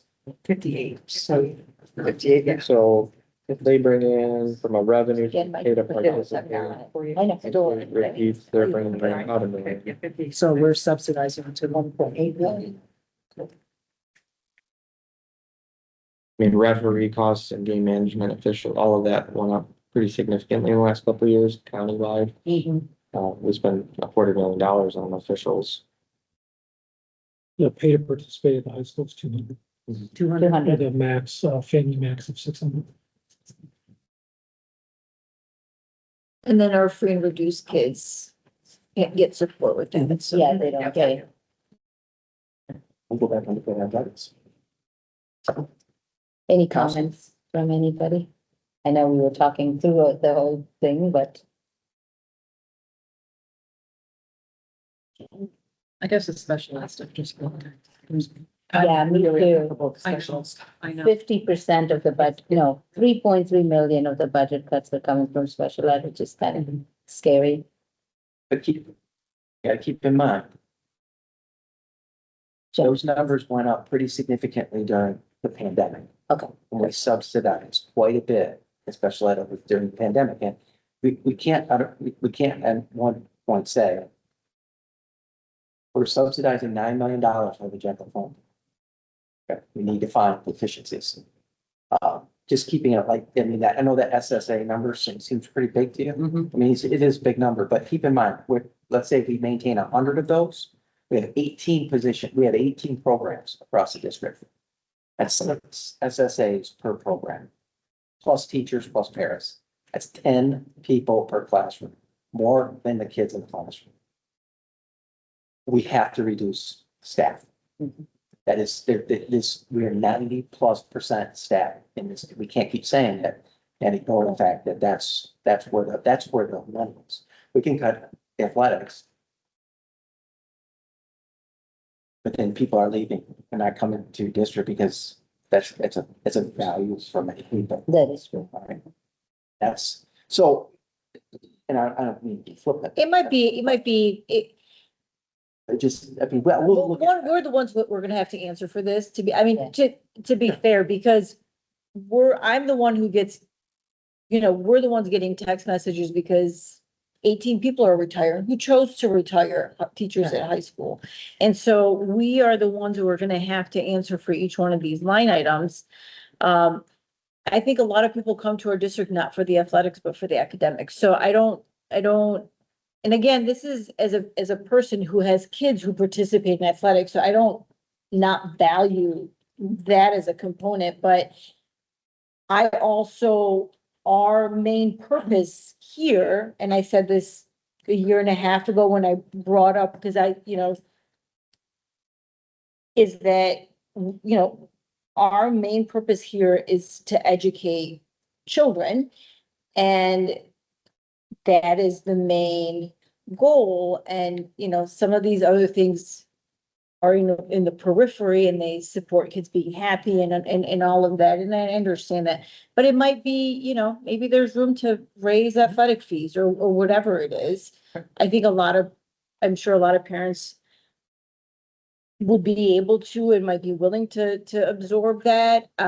As long as kids whose families don't can get the support that they need from the district. So, but I think it's. Rich, what may help us, We're not in athletic. what may help us with the special ed is to understand, one, how many students we serve, and two, what's our budget? What's the amount of money we spend on special I ed? wouldn't have thought, look, I wouldn't be bringing these recommendations to you if I didn't think that we could sustain this. Okay, Okay, so I want to put this out here. I did a little math. So like in secondary, 58 minutes a day 15 minutes a class times 5 classes because they get prep, right? It's not, I'm talking about a resource room teacher or a teacher consultant. We're gonna use your 23 is the caseload for resource room teacher. So it's 290 minutes of service they have a day divided by their 23 kids on caseload, gives each child on their caseload 12.6 minutes a day to meet their IEP goals. 12.6. Well, their caseloads are gonna be built upon this. The required minutes. for the Right, I kids. get that. Nobody's minutes for resource or TC are below 12 minutes a day. Like, it doesn't, I mean, it's just not written that way. And if it is, feel bad for the parent. So I think Like, I'm here speaking for parents who are not gonna show up at our meetings and complain because they're too busy raising their special needs kids to say, hey, 12.6 minutes a day for my kid who can't read or can't compute. When they get to, I'm using secondary as the Sure. example, because that's the numbers I had. But that doesn't seem, So Yeah, Christine, and it's just before, like before you answer, that schedule. Christine, before you answer, and this is to you and to Rich. One, this is our first opportunity to have this conversation. And we would not be doing our job if we were not expressing these thoughts, asking these questions and all of that. And so, thank you. so I understand that you guys have been working really hard and we appreciate that. But for us, for you to go through this list and us to say, okay, that's fine, that's great, and then we approve it, would mean that we're not doing our job. And so I understand you guys are tired, you've been working really hard, but we have to ask these questions. This is like our, this is our main job. So, let us ask, let us express the frustration because we don't have another opportunity. This is when we do this, when we're seeing this for the first time. Yeah. So, I just kind of wanted to preface this, yeah. And I think it's important to have the information behind us so that it's understood, right? That's why I'm Why that asking the decision numbers. was made. So, you know, it's out of context to say it's 12 minutes for a kid. I think when we look at how the structure of resource works, especially at secondary, our students are cohorted based on IEP goals and needs. So if I have a caseload of 21 students and I start the year, it's my job to cohort those students based on their IEP goals, and then that's how they're served. So for some of our students who are on resource, they might not get integrated studies at all. So I might actually not interface with my resource room teacher. I might be serviced in my classroom with a push and support. So I might be in a classroom that is co-taught, and that might be where I'm getting my minutes. And then for other students, they are in smaller classes where they're focused on IEP goals. But we've worked over the last couple of years to have our our resource room teachers trained in either reading or math. So they're focusing on that during that time. So there might be 8 kiddos for 58 minutes together who are all focused on reading comprehension. And then there might be 6 kiddos who are all together working on math computation. And so they build those groups. They actually build those now before they leave for the summer. And then we build the schedule around the groups that have been built. So I understand like breaking down those minutes. If I were to see every child every day, like what that might look like. But that's also just not the reality on how they're scheduled. I don't know that it makes it better. It just, they're not scheduled to see every one of their kids throughout the day. It's just not an equal representation for each one of those students. no, each kid has particular IEP goals, which determine how many, like Rich said, how many minutes they get. I'm using like a basic resource for a kid in a high school, since there are no longer forget the name, it's a term, so you can't, it's like resource for reading, whatever it is. No, it's like thank you, supplanted class. So that would be like a kid who's real high needs for reading. And that's what I think you're talking about, smaller classes, yada, yada, versus integrated studies. Still integrated studies, 58 minutes divided by 8 kids is 7.25 minutes per child to work on their goals. If they were each doing something different and they were spending. Yep. I mean, and that's like the nature of kids who have IEPs. They don't get IEPs if they're just doing fine. I mean, I hope not.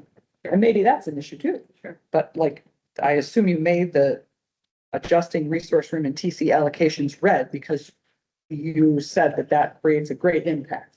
But on the other hand, you also said, or it was also said, and please take this with the fact that this is our most vulnerable population in the district. This is our most big achievement gap. And yes, they are the most costly population to educate to, also true. That if their staffing, if the staffing for those kids, for that program was that race, why would it be red? Why is it red? And it's like, it's just like, we're just tightening things up. It's changing best practice, right? So is it red because it's changing past practice, or is it red because it's gonna impact Yes. It is, all of Yes. this? Severe It will impact or impact. legal risk, low feasibility, widespread opposition. yeah, exactly. And it's the only red thing here. Yeah, it's a valid discussion. But where do we bring that amount if we don't want to do this? Yeah. It's a completely open discussion. To solutions, suggestions. I think to make some, we need more information. What kind? What are you Um, suggesting? I'd be curious to know, look at kids' IEPs this year and their minutes of specialized instruction, and look at those same kids' minutes next year and see if there is a reduction. I guess my question is, have parents been asked to have a reduction in the minutes of instruction to kind of facilitate this condensation? I don't know. I'm just curious, like, no? No, the students' IEPs drive the staff. Right, I'm just saying, like, every year you review the IEP and you look at what's the appropriate minutes of instruction. And would we see, are the minutes of instruction that the student currently has, is there a reduction that's happening that hasn't happened in the past to facilitate this? Like at the move up, you might. see that. Yes. I don't know. I'm just saying. Good question. Thanks. Can we? Straight ratio. And being able to determine the staffing for our research-driven TC. And trying to not be mysterious, and that's why this number came. Yeah, straight ratio being what? So at secondary, just, I'll speak specifically to that. We looked at the number of students who were needed for resource. And then the caseload maximum, which is 23, not bumping all the way up against it, because we know we have kids who move in. So looking at what that, so the number, 20 to let's say 23. 51 divided by 23, right, gives us 2.2 FTE that we would need to be able to distribute those students within the county max, within flexibility, with a little bit of flexibility. And then we looked at how many kiddos would be eligible for TC service. So let's say 15. The TC max is 25. So we did that divisor. That gives about a 0.6 FTE. And then we added those together to identify the FTE needed at the building to support that caseload. And that is the calculation that we used for each one of our buildings. So, and then we added a little buffer in for movements so that we would have some flexibility. And that is the straight, just the structure on how we got to this number. So what we're sharing is that in the past, our caseload numbers were smaller because we had more special ed teachers and we didn't have attrition in special ed over the last few years particularly. And so our caseload, we had a lot more room for movements. So it was closer to, instead of 20, 15, perhaps, for a teacher. Now we're going to be closer to 20, 21 for our teachers. So we are staffing with those student maxes more in the front of our mind so that we are more efficient. That's just how we got to that. The impact of supplanted classes and all those other pieces, that is not a factor in this determination. Right. I was just hoping to explain how that came. Thank you. But I hear your concern though. Is there anything we can do to engage/recruit our parents to help us in the process, I guess? In the sense that, I mean, whatever potentially that they are getting lesser instruction or lesser They're time. not gonna get lesser instruction. They're not. No, they're gonna get the same amount of instruction. They're gonna get the same instruction as their IEP calls for. Okay. That's the question that I was trying to get at, was like, are we trying to reduce minutes to keep compliant and because ultimately, like, what's in the IEP is what has to happen. So that's But I guess my question is indirectly is, right now, they're getting much more than what's in the IEP, because we have a lot more Not teachers. necessarily, not necessarily. Well, then what are they doing? What are the teachers doing the rest of the day? If there's only so much minutes, So right now, the TC is, right now, the current ratio is 1:18. We're looking to push that, we can go all the way up to 1:25. We're looking at going like 1:23 to give ourselves some wiggle room. So that's 5 more students that can be seen by a TC. Okay, and then a resource room right now is 1:16. We can go all the way up to the high school to 1:23. We're gonna look at going like 1:21-ish to give ourselves a little bit of room. So when you of that ratio reduces the staff. so instead of, okay, so they're not getting the lesser number of minutes of instruction, but there may be more kids in the same group. Yeah. It's like Yeah, anytime that's they what get you're saying. Okay, I I understand. So the same instruction time is happening, except not individual attention per se. And maybe we could use some parent help to get more, I don't know if that, not necessarily send out work to with parents, to parents to try and help them get it. We don't usually partner with parents to try and get them to do their tasks, right? Maybe use that. Like to provide intervention, do you mean? No, we don't. No, more to get them to the grade level education, I guess, whatever it is that need help, maybe repetitions and stuff like that. I don't know, I don't know. Parent engagement is always good, and there's always room for improvement in terms of like getting parents to Involved work on with getting schools them and to do things like that. But the bottom line is like, my concern is, are we gonna be able to meet the minutes of request. instruction required in an IEP? And what I'm hearing is yes. Okay. So, Yeah. And if we can't, then we have to add staff. right. Yeah. Then our obligation is to add staff, which is why you see that as red, because there's a chance that we recognize that we may have to add staff back. Because of the tightness of Yeah. which you're trying. Okay. If we tighten up too tight. Okay. Then we're gonna have to add staff back. So we're trying to give ourselves enough flexibility here so as to not have to do that. But that's what walks in the door, you know, right? Who walks in the door come August, right? And, but Well, Sarah and her team are meeting currently, have gone over every IEP with principals to make sure that students are appropriately placed, they have the appropriate supports. And last year, if I recall correctly, we did have a significant number that enrolled Mhm. kind of late in the Yeah. summer, so, Mhm. okay. We enhanced it. So general question. I noticed that we've talked about potentially looking at reductions in the athletics program, if there's any. There's some concerns about high school counselor reduction. Right. And then we have a general concern about the special ed reduction. Those are the only 3 areas, right? Any other open areas? We haven't, and I know this district highly prioritizes fine arts, but we haven't, have we looked at fine arts? We tightened up, a lot of the schedules in the fine arts. So. That's what they mean by specials, right? You were talking about To the- reducing Yeah, but we've tightened up. electives, Those sections, the elective Yeah. reduction, yeah, like which is why I've heard some, a little bit pushback. in the middle schools for Yeah. the band and orchestra thing. Yeah, we're hearing that. Yeah, we tightened those up, No more room but no more. to do. No more.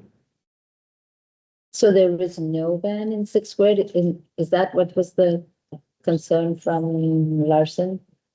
There's band in 6th grade. Yes, there is, for sure. There was some like weird social media. Yeah, there was a Saw that social they're media canceling post fifth that grade there was band. yeah, Yeah. band removed from. Misinformation. Yeah. There was. I think someone on the thread like fixed that. That's not true. Some teacher. Yes. But yeah, I saw that too. I was like, no, somebody had told us ahead of time.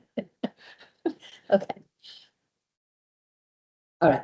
The Any- band sections in 6th grade at Larson will have 33 students in them.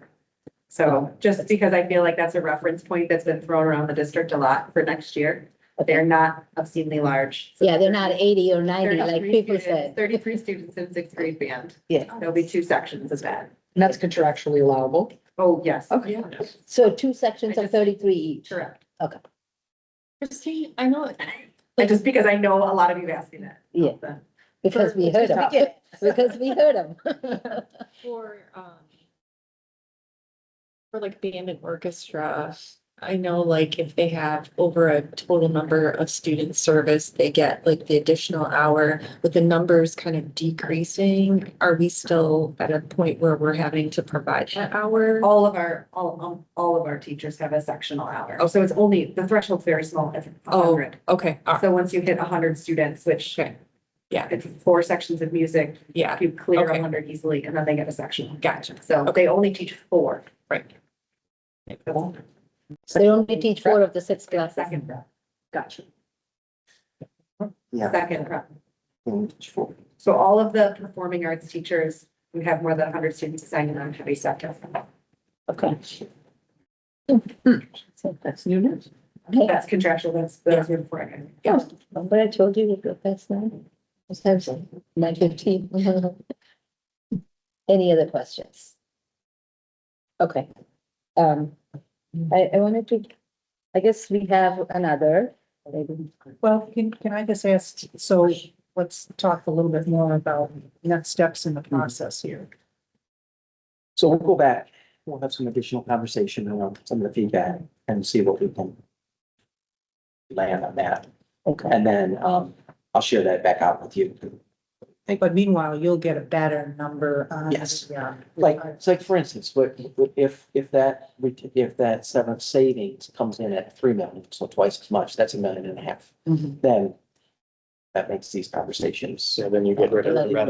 Valuable for us to hear Back up. Yeah. where some of your angst is, and quite frankly, it's our angst too. None of us was excited to put this list together. But we tried to do it as in a manner that was balanced and as non emotionally driven as possible.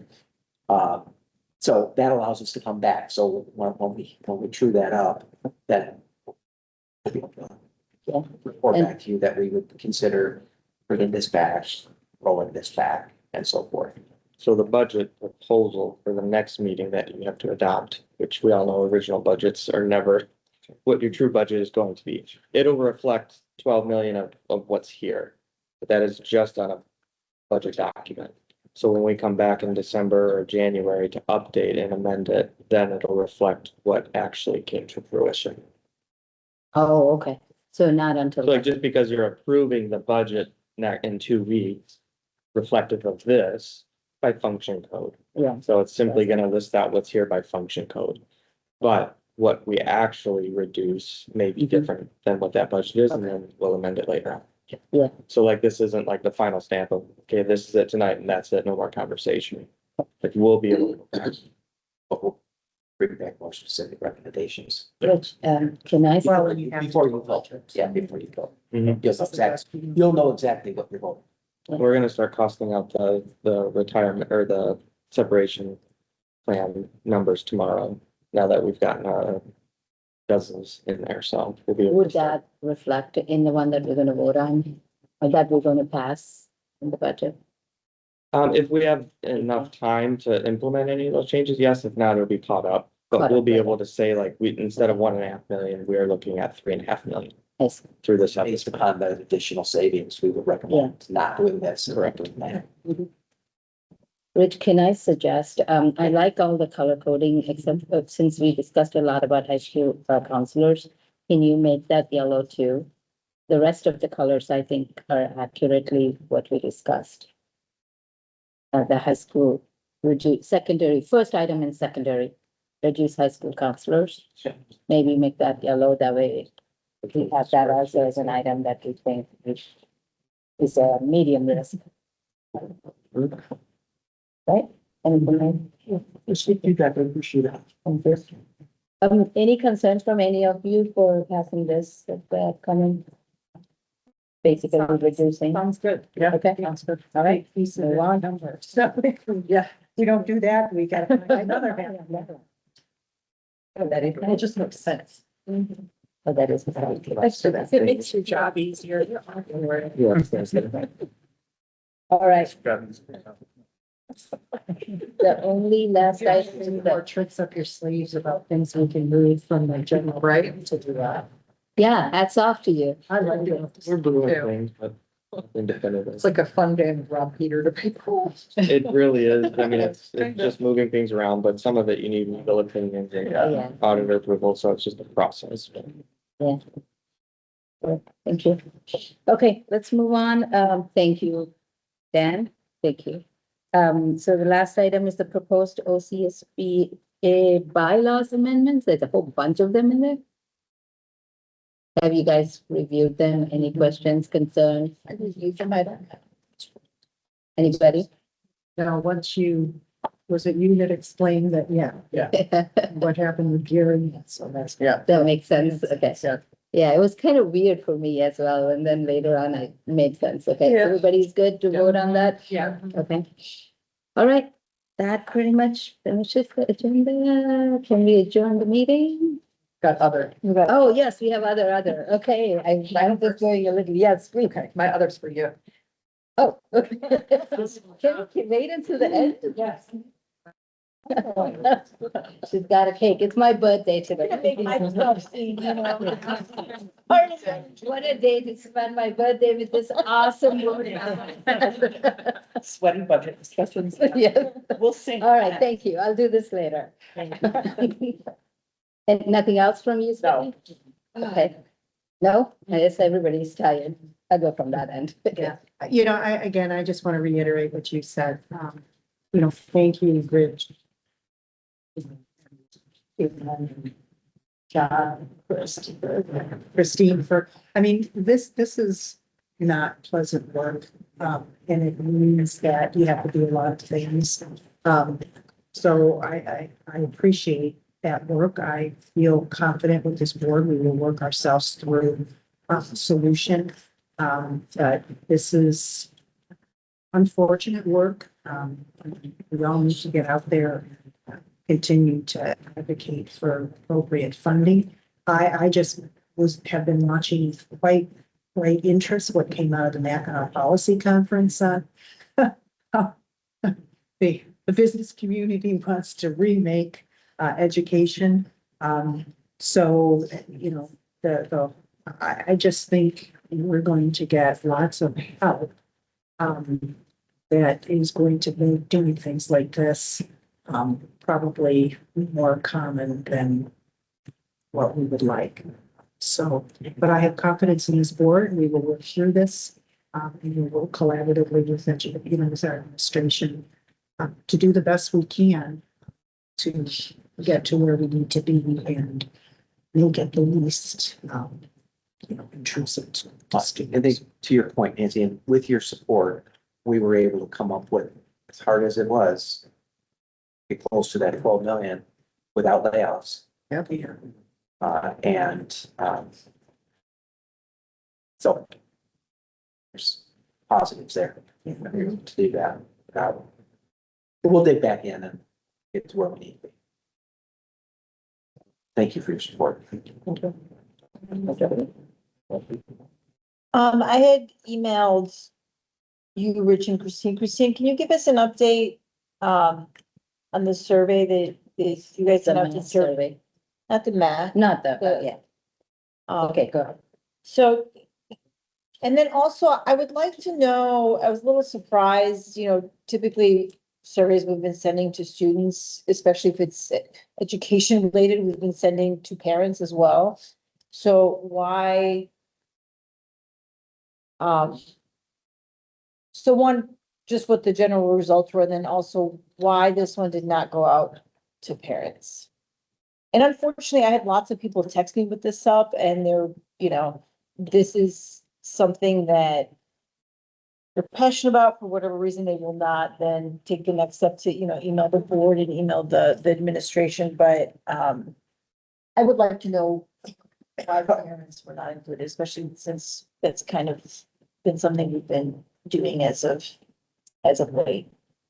So I guess I'll start with that. So we designed the survey based on what we thought the board was asking for. It's just my straight, honest, conversation. And that one is, we thought that the board was seeking feedback on the student experience, so it was targeted on the student. I really did not know that you were interested in getting parent feedback on these topics. I mean, lots of parents approach teachers to have access to their kids' tests so they can help them at home, and the answer that the parents get, I mean, I have screenshots that parents have sent me from, and the answers they get from teachers is no. So parents are trying to also engage in these things. There's just. And we can certainly Yeah. send another survey where we Yeah. ask for parent feedback. Yeah. We just designed this because we thought it was a student focused survey. So this is a very high level. This, it went out in mid-May. And so we have been buried in a few other things that have been going on, but we wanted to give you that high level. The next step is to go deeper at each building. So we had about a little less than 4,000 students respond. You can see the distribution by grade level on the left and by building on the right. The nice thing about this is it's all coded by grade level and by building, so it will allow us to dig in and desegregate it a little bit deeper with our building principals. One of the key questions that we asked our students, I would send tutoring outside of school to get support with, and then select all that apply. So we've got about 22% of our students in grades 6 through 12 who are getting some outside support. Of that outside support, the majority of that is in math. But in other areas as well. And I think this is good. This is baseline data for us. We don't have any data that has collected feedback on tutoring in the past. Jordan did say that when he was working through the data, he noticed, and what's not listed here, we can dig into later, is that it seemed to have an overrepresentation at middle level versus high school, that there was more tutoring present in the middle level than there was in high school. But again, that's something that we can start to dig into. This is about students reporting on nightly homework. So the question on the left asked, how much homework do you typically have on a regular weeknight? So if you look there, you can really see that 76% of our students report that they have 90 minutes or less of homework a night. That's for grades 6 through 12. And then we see the smattering of the others. Of those students, 55 think it's either just right or too little, and 45 say too much. So this was an important question for us because we know that some of our students who are signed up for multiple high-level classes expect to have more homework. So those 8% that are, my hope in my head is that 8% that are on either, over 2 hours are kiddos who know that they signed up for that work, and they also think that that's okay. So in this one is where we asked a little bit about their self-reported feedback from teachers. So the question on the left is, I received feedback from my teachers in order to improve in some of my classes, most of my classes, all of my classes, none of my classes, or a few of my classes. And that's the distribution that's there. So 49% of our kiddos say that they are receiving feedback from their teachers to improve in all or most. And then we see that the other half of our students are in some, few, or none. So certainly areas for improvement for us. And then on the right, And these are 6 through 12 all combined. correct, Yeah. 6 through 12. Yeah. Middle school and high school are very different. And then on the right, it's about, in my class, I get to see my tests after they are graded so that I know how to improve. So we see a little less than 80% of our students saying always or most of the time, and then the remainder of our students some of the time, rarely, and never. So again, areas for us to dig in and ways for us to get better. Then we ask them about their self-reported use of universal supports. So which ones they use. So that's kind of the breakdown of where they find themselves seeking that support. And then we had a series of open-ended questions. So we just pulled out a few themes. So the first question was, I would do better in school if I had access to blank, and kids could respond however they wanted. And so 4 of those key areas were if I had access to more resources or clearer materials, specifically to notes, guides, and practice. If I had access to more time or a lighter workload. If I had access to more technology or tools or access, so devices, websites, or AI. And if I had access to a better learning environment. So learning environment changes. If it was more quiet, if I had different seating, reduced distractions. So again, areas where we can dig in and look. The next question that they were asked to list were some barriers or obstacles to my learning include. The leading out of that is time and pressure, workload, and the fast course of pacing. Disruptive classroom environments and distracting peers. Outside commitments, so sports, work, and family, and procrastination, organization issues, and focus. I think that's a pretty impressive 7.6% of kids who can self-report that. Yeah. And then that last question, what I find most helpful to my learning at school is, so leading out of that, no surprise, teacher support and feedback, collaboration with peers, resources and materials, and conducive learning environments. So again, I know this is super high level, but with 4,000 responses, you know, it's certainly something that our goal in crafting this, and David and I spent some time working through what these questions would look like and talking with our building principals, was to frame questions that they could use the answers to help set goals for the next school year. So for them over the summer to be able to dig in and look and see what their students are saying so that it can be a useful tool for them as they're setting up for next year.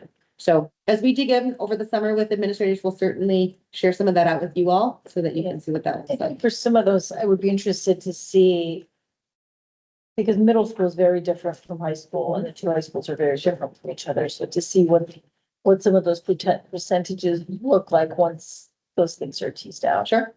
So we got about 50% response rate. About 4,000, so a little more than 50%. So we probably have about 7,000. Right. And it didn't go out. I don't know if it went out to IA or not. That would be, I don't know the answer to that. Okay. I have to look and see. Did it go Um, to BCC? Oh, yeah, they're on there. So yep, they did. Thank you. And TCC, yep. He's there, okay, went out to everybody. Great, went out to everybody. So we have about 7,000. And we did our normal statistics thing, our demographic is very similar to the response. Yes. I mean, the distribution, Yeah. you know, I haven't really looked hard at that, but Troy High is. Jordan will probably do that as a first step of his data. Look at that.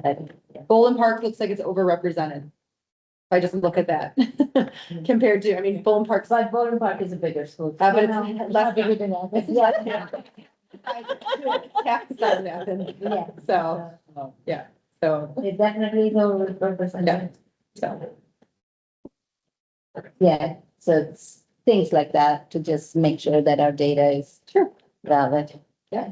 Thank you for doing that. Yep. And the plan is to continue doing this every year so that we can get some data. I know our kiddos are over surveyed probably, so we may need to improve the number. My other is, so I started reading the Digital Delusion. It's actually pretty good. So it's, the parts I read so far, parts that they talk about, you know, the mechanism of what's happening in the brain when you're writing or reading text versus digitally and all of that. So I think it's a good read, and I think it, so I guess I wanted to put it out to you guys, see when we would start looking at it. But I think considering we're going into strategic planning and because we're looking at a new reading curriculum, I think at the elementary and middle school level, I think this is timely. I feel like there are these, you know, converging things that are happening. So I think it would be complementary to everything that we're doing. And I know I said it before, there's already a lot of data and we've already, you know, I think this is now becoming a more prominent topic. There are districts in the state that, some up north that have completely removed technology from their schools and are going back to There are many in the pen and country paper, that- and many in the country. So I think it's kind of a perfect time to talk about this because we're doing two other things that I think are complementary. So I don't know whether this is like starting in August. We can give ourselves entire summer to read it. I'm saying, give us the summer to read it. Yeah, so I said August, yeah. Yeah. So we only have one meeting anyway in July and one meeting in August, so might as well do it. Do you want to do it the August one or September maybe? September workshop? Well, we don't have a workshop in August. Yeah, we don't have workshop in July or August, so we can do it in September, depending Put it on on. that schedule. Okay, So we'll get those copies of that. we will have Judy. Yes. I think she's already. She ordered She for ordered- two of us. Oh, I just asked for the two just so we could like, I could read some first to see if it. formal. And I'm sorry, I didn't read it. My No, that's schedule. okay. I mean, I already read a part of it, but it's, yeah, That's already beach Okay. read. I'm ready. yes, guys. Okay. Cool. Anything else? No, that's it. Rich, do you have anything other? Yeah. Okay, my only other is, just before the next, meeting, we're gonna have a closed session for, which is evaluation. I'll send out, the evaluation forms that for us to work on. That's pretty much the only thing on our general meeting. So I will send you my feedback, because I You're not here, okay, remember I told you. So then yes, okay. No, next So next meeting, meeting. Oh, so before our next meeting, we will have a closed session. Nancy won't be. So the 16th. And we 16th. talked about moving it, but it didn't work because I think you have a conflict. Yeah. I couldn't do the week after because I'm doing the mom duty, so I'm moving my kids. So that's So just 16th at 6 will be the closed session. Yes. Okay, cool. Thank you. Closed session. Okay, and I will send out the form. You guys can fill in the form and do that. That's all I have actually. I also don't have any. We've had a long meeting. First the session, 9:35. 9:35. Thank you. Oh, okay, I'm gonna cut the Well, no, cake now. Can we